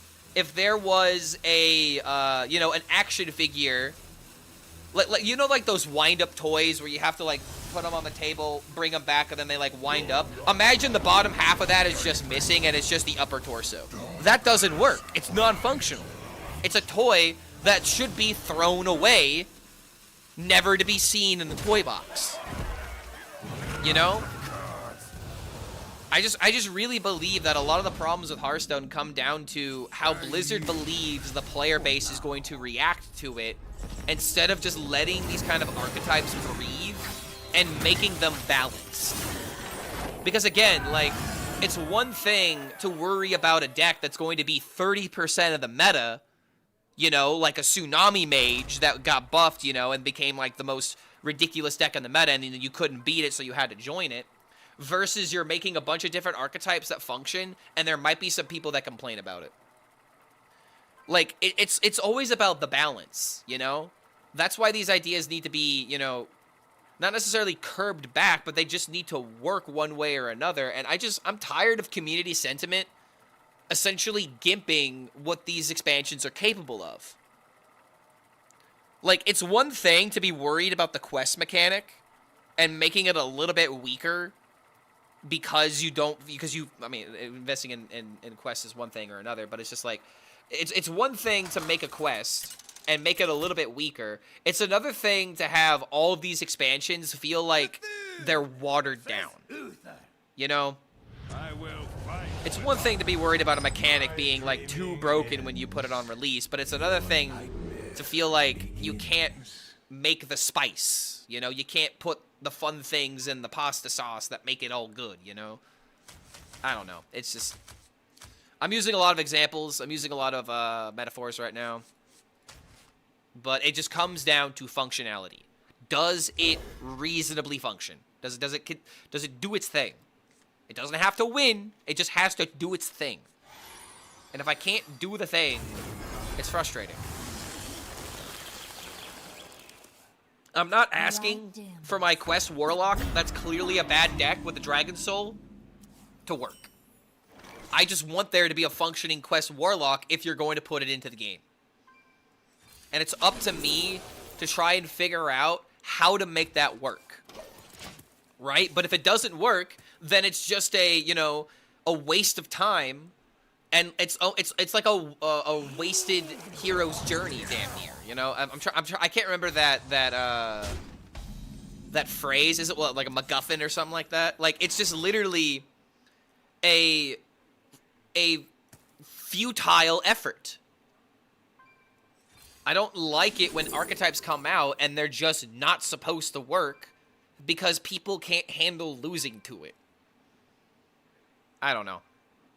I'll end the rant here. That's pretty much the end of the thought process. But it's just like, I want decks to be functional. That's it. They don't need to be top tier. They just need to be functional.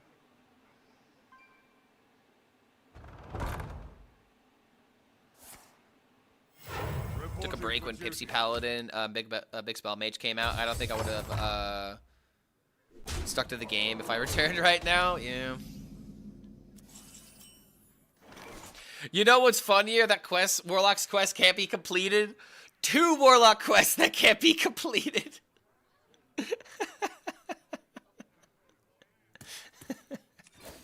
That's a good one.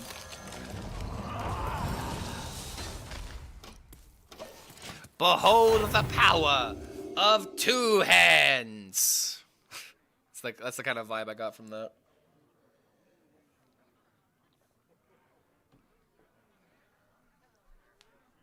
Dual Quest Warlock? Who am I? Mark McKay-Z?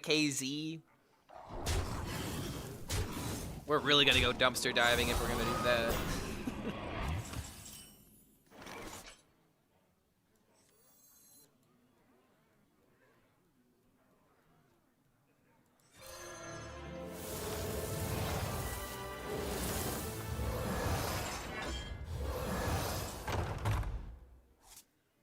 I don't like doing this, but I need meat. I need something on the field.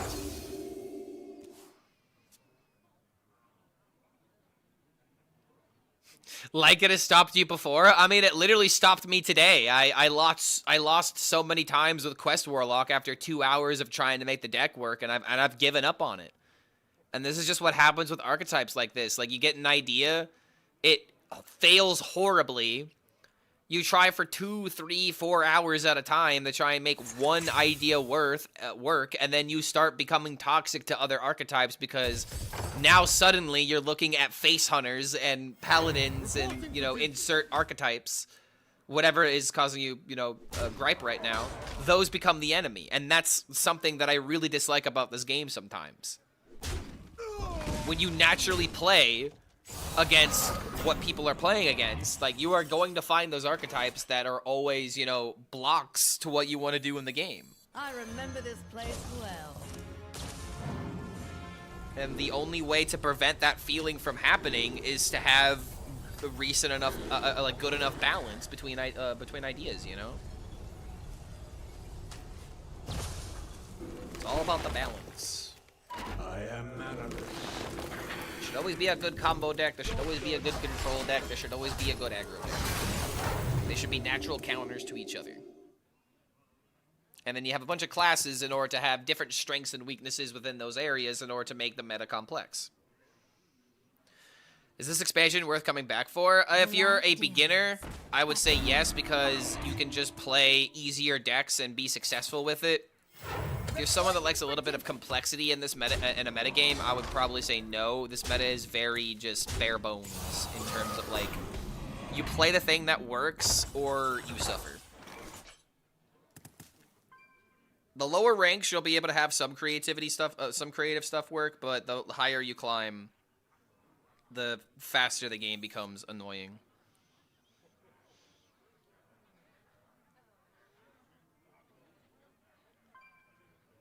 Don't know if I can survive here.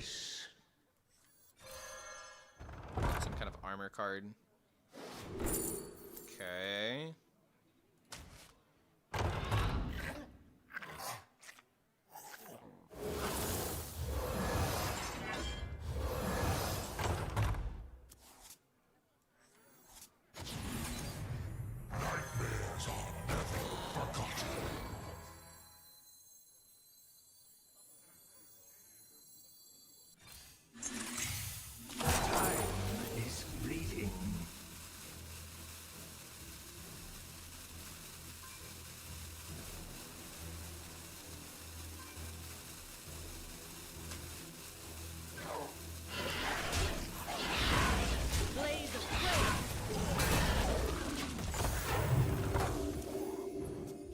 So Thanos was right? Yes. Perfectly balanced as all things should be.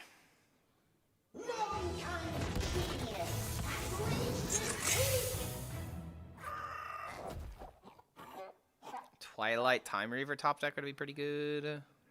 Sadly, one of them is at the bottom of the deck, so it's a 1 in 14. Or actually a 1 in 10. 10% chance.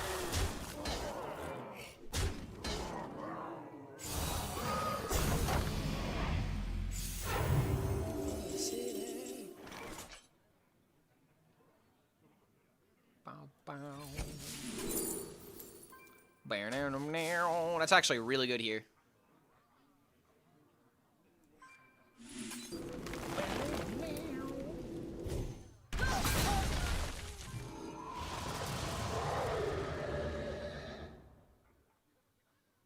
Our tunnels run underfoot.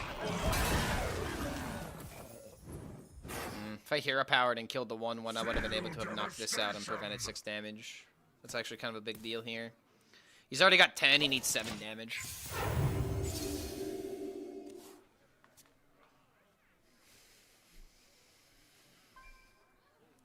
Break their ranks. What if I get pooped from existence? Is that fair, Clark? Yes, it is fair. If we're talking about, you know, if the universe really was overpopulated, and if this particular situation, if Thanos was correct.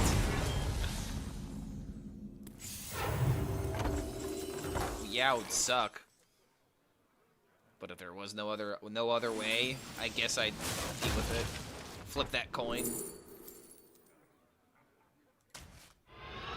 But again, this is only if this is actually the right thing to do, which it's clearly not.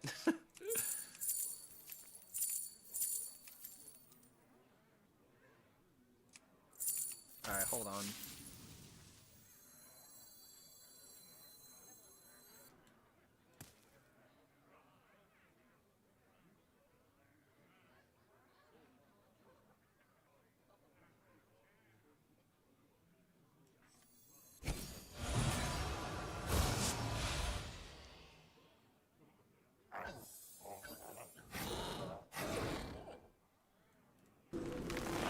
Remember, this was generated, so I can go ahead and use this.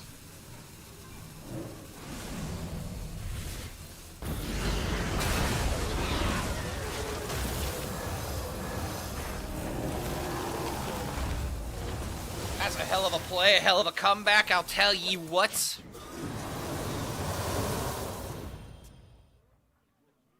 Granted, I really needed to have good randomness off of the Shallow Drasil, but it worked out. Never been able to embrace rogue archetypes that went beyond the stupid aggro bullshit like Mecha Rogue and Pirate Rogue and Wild, but other classes I'm kind of able to play and enjoy the most complex decks. Your Octazari or some Demon Hunter decks come to mind recently. Always wondered why that is. Because it sounds like you're fine with a deck being complex when it has a clear objective. Rogue is sometimes a class that you're like, what the hell am I doing? It just feels like I'm shuffling through random shit, and that's because you are. It's not everyone's vibe, but it just sounds like you like decks that have an actual game plan that you can enact. Make your choice. Do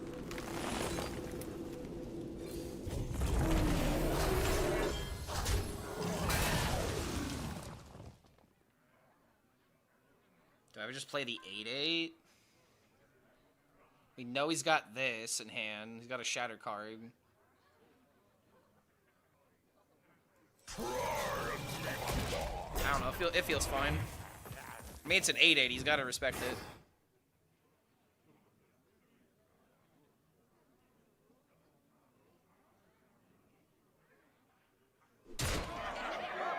I am timeless, but your time is up.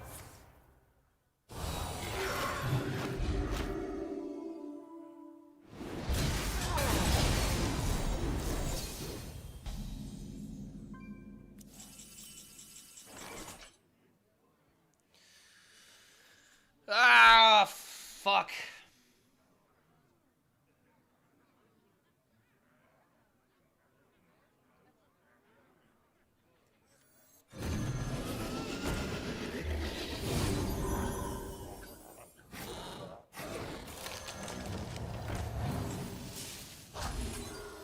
Job's done. Ah, this game's done.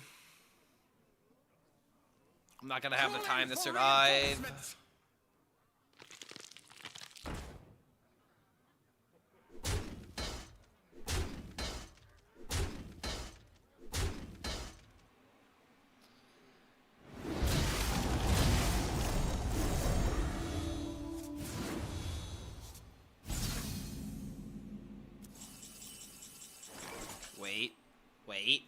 Wait.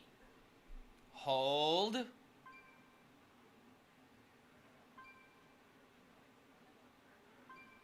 Bashana, please. Bashana banana, please.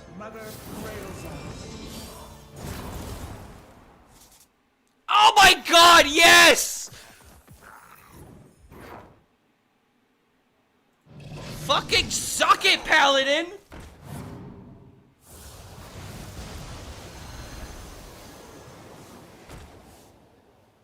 Delicious. Utterly disgusting, but it's just yes. Ugh.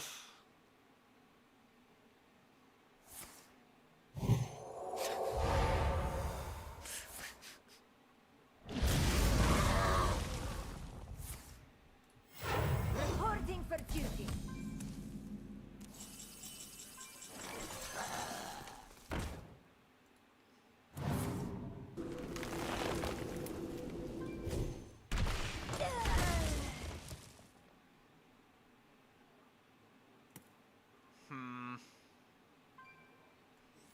I think I just gotta go for it. If I miss the dream, so help me God. Alright, we did not miss the dream.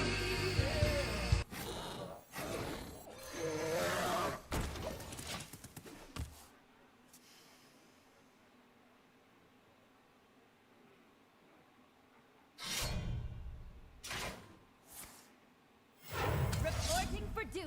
At the same time, if I just do this into this, do I just instantly win? Never mind. Here we go. GG. There are tunnels Strong. underfoot.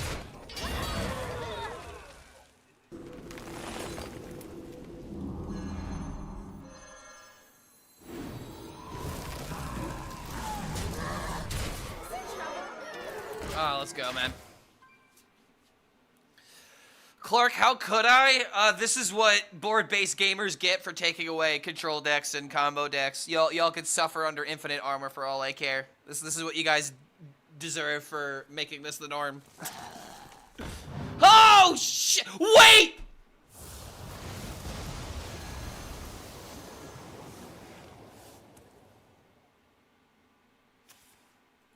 No, I didn't die yet! I don't have the dream yet!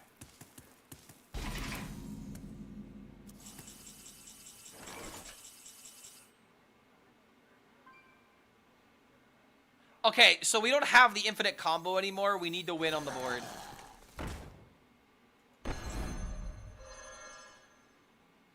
Okay, here we go. Just kill him. Oh, I was fucking around trying to pop off the combo, but now we actually have to kill him.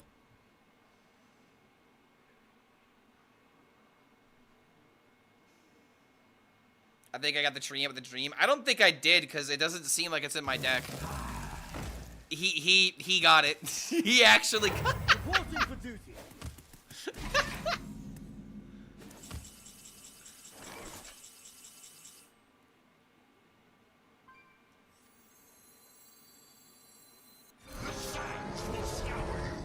This is lethal. Because end of turn effects trigger twice, right?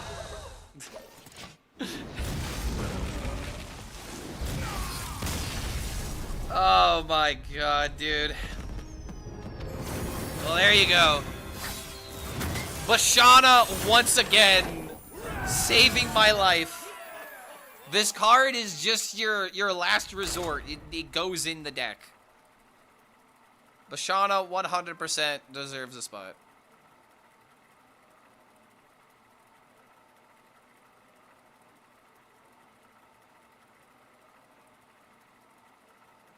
Alright, I think we're going to do one more game, and then we're going to switch over to Rivals. So if anyone's trying to play, come by the Discord. Put a pinched fingers emote in the chat. Versus Juin. And we'll get you in a voice call. My dreaming ends. Your nightmare begins. Marvel Rivals. We're gonna get a Rivals team going because I'm trying to play some Dino. That's also another thing. You gotta let me pick the Dino. Well, that's the only character I want to play because I want to get much better at it. I've done like nothing but play tank and a couple of like other characters throughout my entire career playing Marvel Rivals. And the time has come for tank mains to rise.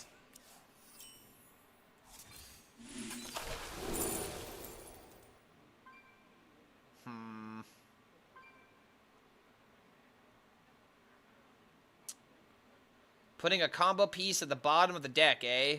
Against a potential combo matchup. I don't want to do it this way, but I'm gonna have to. There's an argument for all three of them. It just kind of depends on what my opponent is doing, but I'm going to assume that he's playing slow. And doesn't have, like, that many good cards in hand. Typhoon animation is so confusing. I don't know why they show where they were in the history panel. Because it doesn't show you which side of the deck it goes on. It's on for you to, like, kind of pay attention. But also, you have Deck Tracker that tells you which cards you got, so that's another thing. Okay, cool. We got boom into boom, boom into boom. And to our turn 7. Nightmares are never forgotten.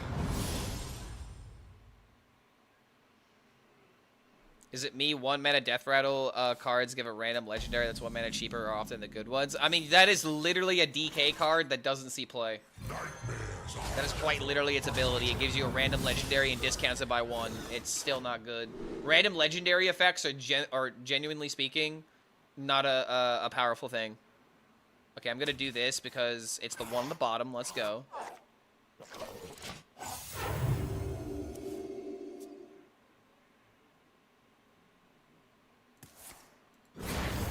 Yeah, random legendaries usually are not that good. Oh, so I'm just losing the Wicker Fang.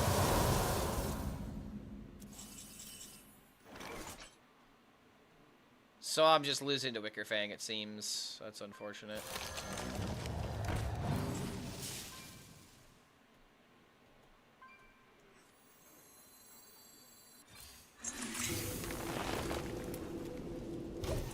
Am I actually gonna have to be bailed out by the Bashana again?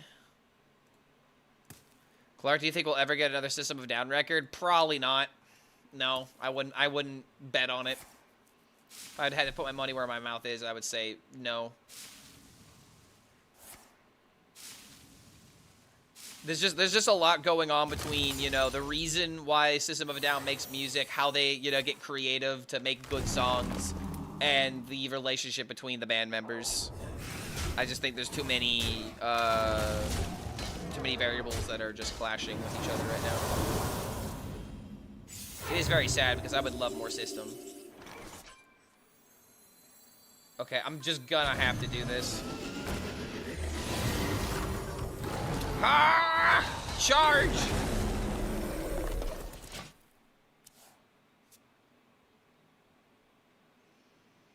When it's played against me, often feels like the good ones. Yeah, because you're only thinking about the situations where it high rolls you, and you haven't played the card. You probably haven't played the card yourself, so you don't know how it is on average. How it is on average. You're only thinking about the good situation, which is the problem that a lot of people within the Hearthstone community have. They're only thinking about best case scenario or worst case scenario. They're not thinking about the card on average. Which is how we always get the, well, I hate Tortola and Hunter. Because it comes down by turn 6, and it's like, well, okay, how many times has that happened in the last 10 games you went up against it? You know, last 20, last 30. Then suddenly you realize, wait a minute, I might be a little bit upset. Maybe I just don't like the deck, which is fine, but it may not be a power outlier. Contemplation. It's just recency bias. That's really all this is. Everybody in the Hearthstone community suffers from recency bias to an insane degree.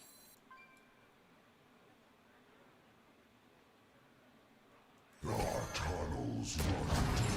I like doing this, but like I have to clean up.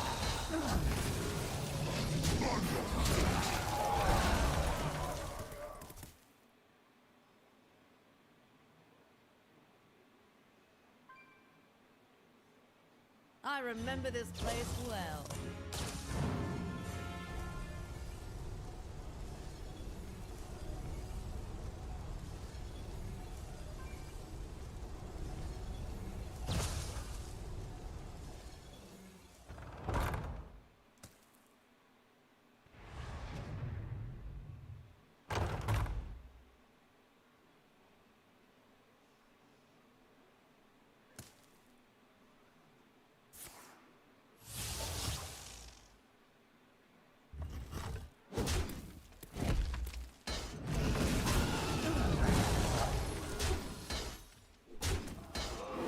Gonna wait on the wave shaping for now. Well, I guess now I do play it. The only reason why I want to wait is because I still need Grove Shaper, and I don't necessarily need Deos, but I also kind of want like Ysera and stuff, but... Okay, this is good enough then. Probably gonna be a Bashana turn to find something playable. Hopefully something that draws us cards. All or nourished when the cycle renews. Put Crafty's champion in my Herald DK with Frost instead of Unholy. Mostly it's there as a corpse for Hema. Yeah, and that's why I wish DK had better 1-drops. Because I would like to play that, but it's just like, if that's the only 1-drop, if you don't have it on turn 1, it becomes pretty bad. And then you also have to run the Frost rune.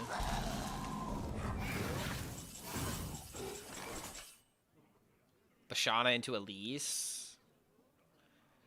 Do we Bashana first, or do we Elise first?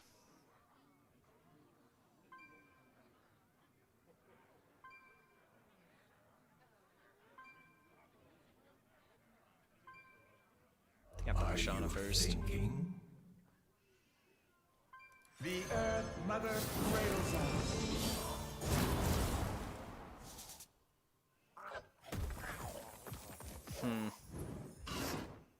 Murder's last stat is kind of bad on average, but I do need card draw here.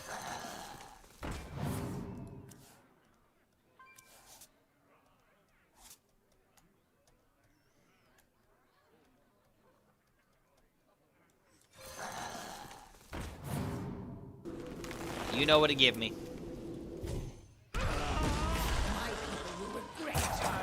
That's not what I wanted.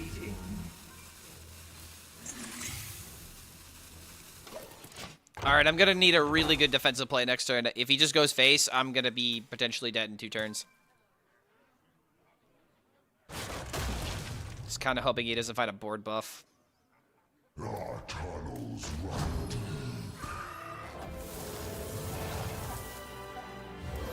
Doesn't care about the minion. It feels like he's also... Wait, hold on a minute. Is this a mirror? Dude, this is just a mirror. And he's actually trading. Hold on, how does this work? Who wins? If we're both doing the thing.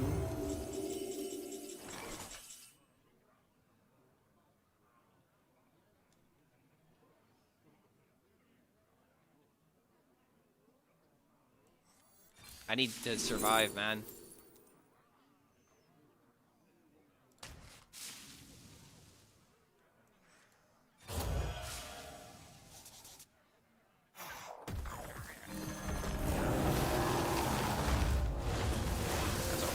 This was a really good outcome. Holy shit. Make my boy large. Large and in charge. He's got to have the dragon. This is going to be a long match. It's either that or one of us dies to tempo before it happens. Because, like, I could just die to tempo, but I feel like he maybe has lost his opportunity to do that.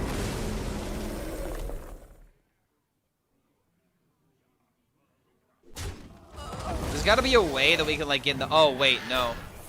He's just Marithra. Okay, that's an identifying card. I don't have this in my deck. You would never run this if you're doing combo. No, he plays Wicker. It already died. I already killed the Wicker Fang. He knows that I am the defensive deck, though.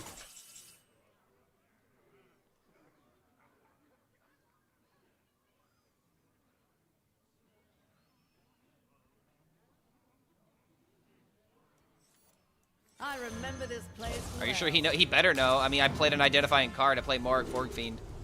If he doesn't know, then skill diff.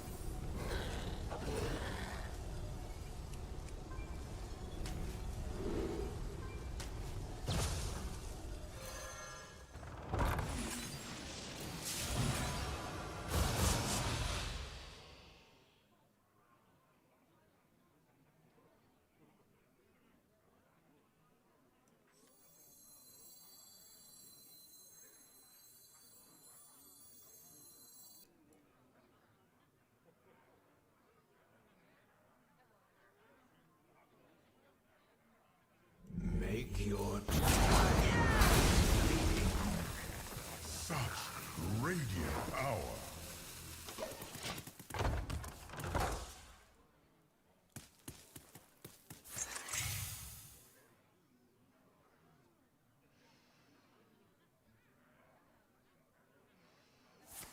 I want to watch Clark juice this deck so I can copy it. There'll be a video, hopefully, about this deck tomorrow. Hitting the channel.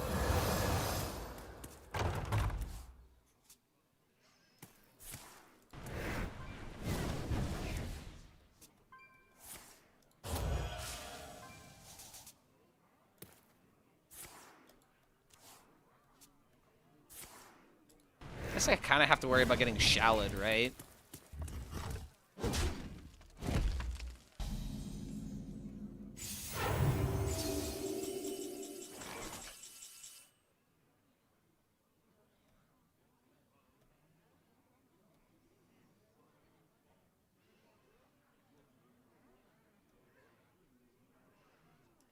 Grow big and strong.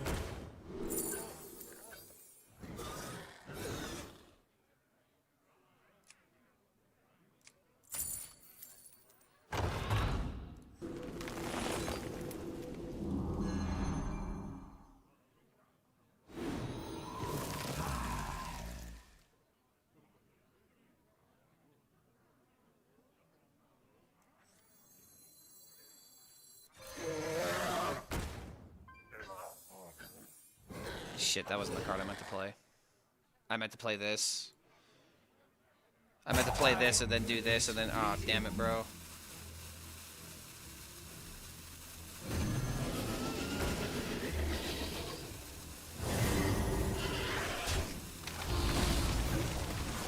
Dang, I could have killed this as well. Damn it, man. That was such a... I had no reason to play this. Just done this and then just rediscover again and just... Oh, man, that was such a better play. Go forth on swift wings. My hatred cannot be contained. All in on Phi Kick. Nice buff.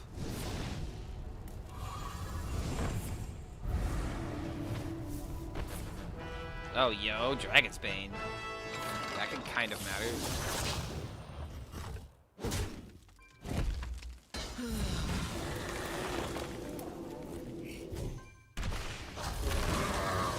Damn, I really need Deos here.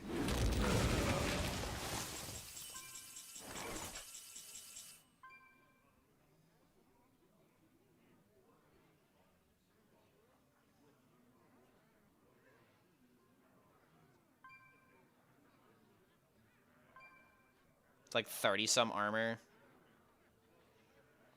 If I do it twice. Are you thinking? It's actually 28. Which puts me at 38. Do I just have to believe that it's enough? Or do I go for like some kind of other random... I mean, what other random out could I go for? Make your choice. My people will regret their backs on me.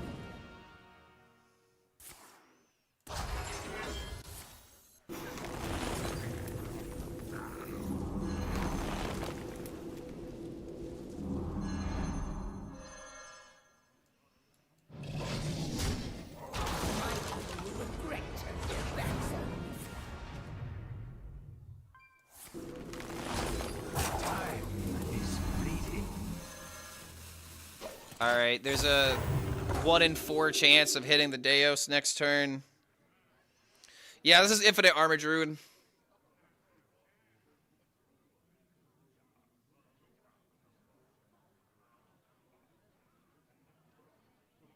Out of my jungle!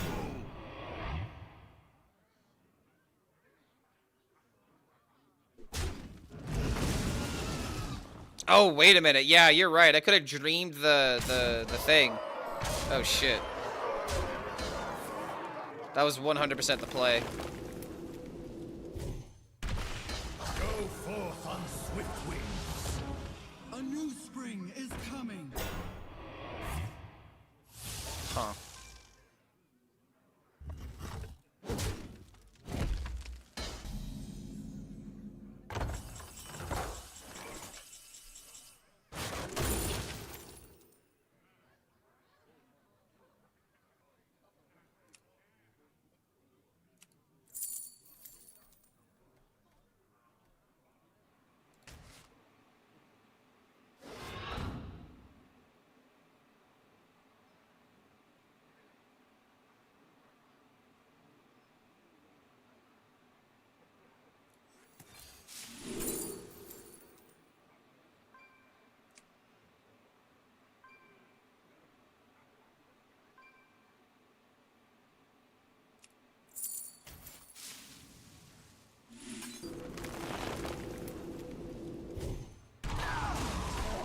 Come on!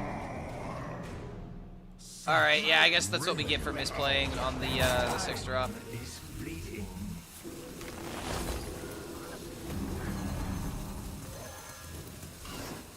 Game. My people will regret their backs.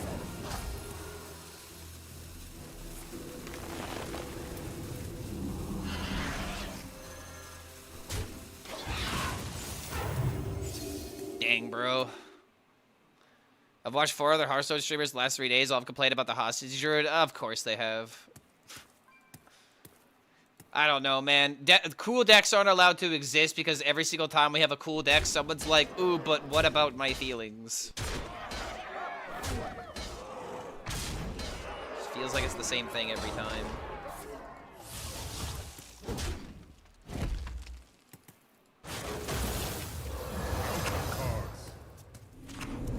Okay, wait a minute. Deos? There we go. All right, GG. Now I will never die.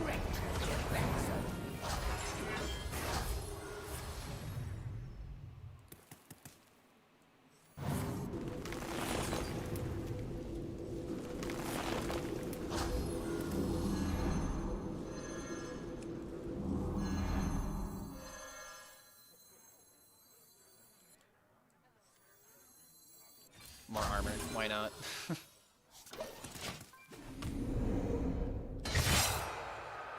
Yeah, no hands was playing this for like 4 days in a row. This deck is fun, that's why. It's content.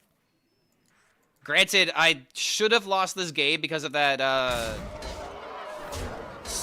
dragon play.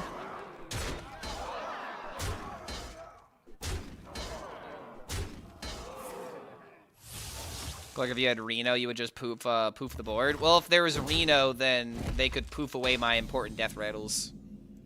Your card. I prefer that not to be the case.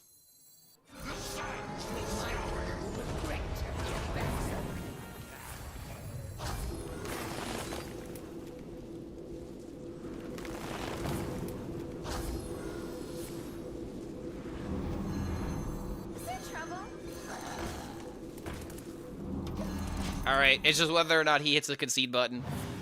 Anyone trying to play some rivals?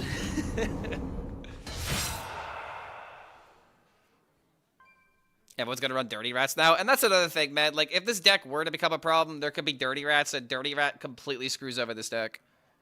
You either hit Umbra, you hit the Grove Shaper. Just over. I mean, hell, even like ripping out Ysera or the Dragon at times could be good enough.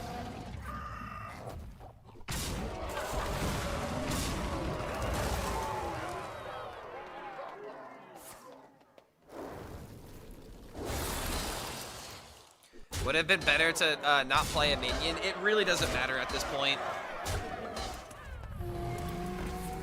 If anything, I'm trying to see if it's even possible to break through this. At this point, I don't think it matters what I do. There's no way to misplay I mean, as long as I'm doing this.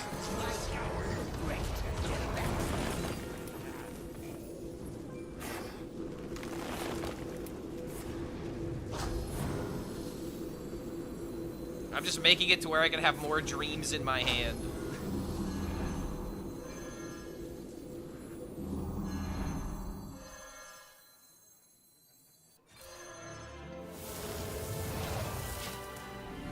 Like I should be dreaming this, but we're testing the limits of the deck. And I don't feel like doing math. It looks like he does have a lot of damage here, because he could give the 8 attack minion with Wind Fury the Nightmare.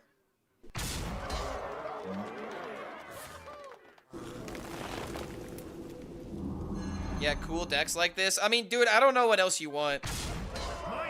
Like this is interesting, is it not? Granted, there would be a way in order to like absolutely lock out this game, but I don't know. Let's see where it goes. This is interesting, and if people don't believe this is interesting, I'm just gonna believe that all you want is Curve Stone. Getting to this point is the interesting thing.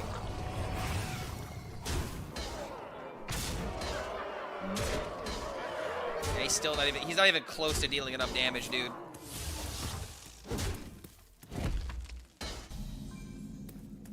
There is one path.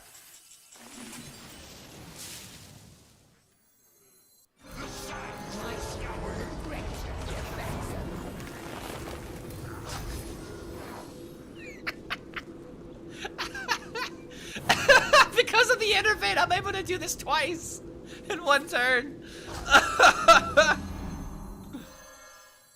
And I've also got the Salager Sail in order to let me do this again. Oh, gee, yeah, dude, it's so over. Go ahead, you can just hit me all day long. I can do this all day.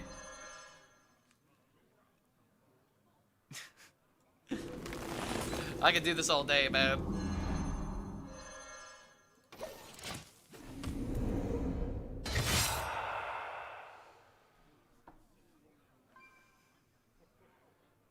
Don't worry, guys. He can still win. He still has a chance. Yeah, there he goes. Tried to stick more meat on the table. Yeah, plate breaker. I mean, what he needs is a random Gamma Gam. Did anyone bring this to the tournament? No, people brought Moriffer Druid. This deck is probably a bit too gimmicky. Unless you're comfortable playing this against aggro. Your deck abandons you.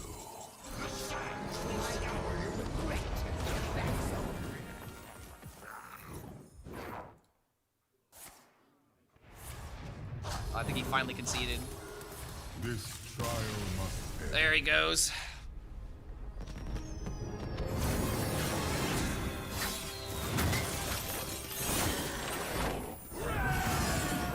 Alright, let's play some rivals, shall we?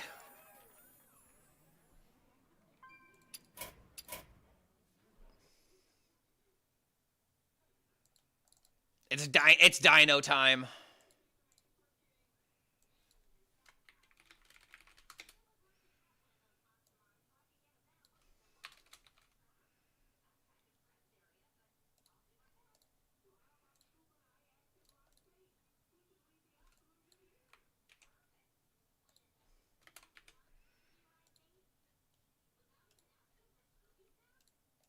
Oh wait, I can change the title to have drops now, right?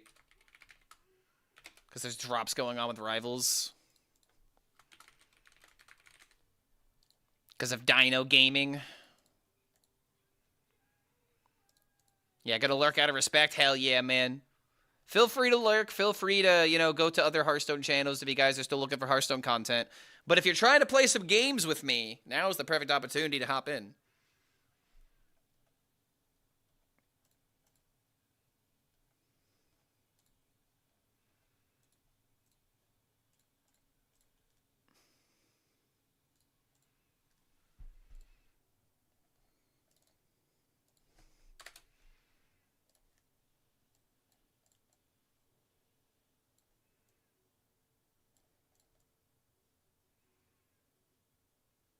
Alright, there we go. I'll have to wait for my shaders to compile, I think, as I get everything connected. I also gotta add some people. But I can show you guys the Dino character to at least make you guys understand why I really want to play this guy. He's just a big boy that just goes a-stomping. Oh shit, I disconnected. Yeah, I disconnected my last game, unfortunately. Okay, gotta add some people real quick.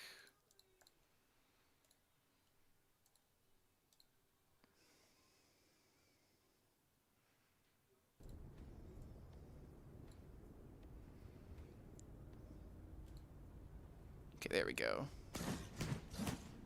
Sweet Shadow. Yeah, every single time I tab out, the game, like, has a heart attack. Actually, I have no idea how to search people. There he is. Got Sweet Shadow, Dread.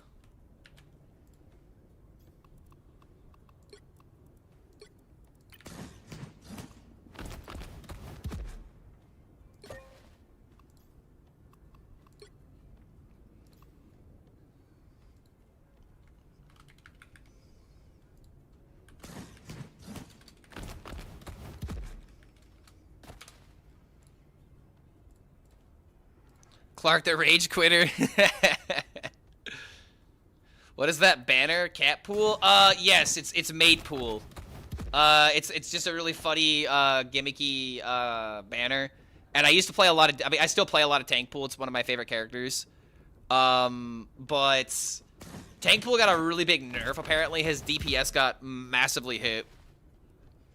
Okay, by the way, I'm gonna be, ending the YouTube stream. Because, unfortunately, when people come on to this stream and then notice I'm streaming Marvel Rivals, they literally unsubscribe. So, YouTube, thanks for hanging out today. We'll do some more content tomorrow. If you guys are trying to hang out with us, feel free to come by the Twitch stream. If you're trying to play with us, then feel free to come by the Discord. So, we'll see you.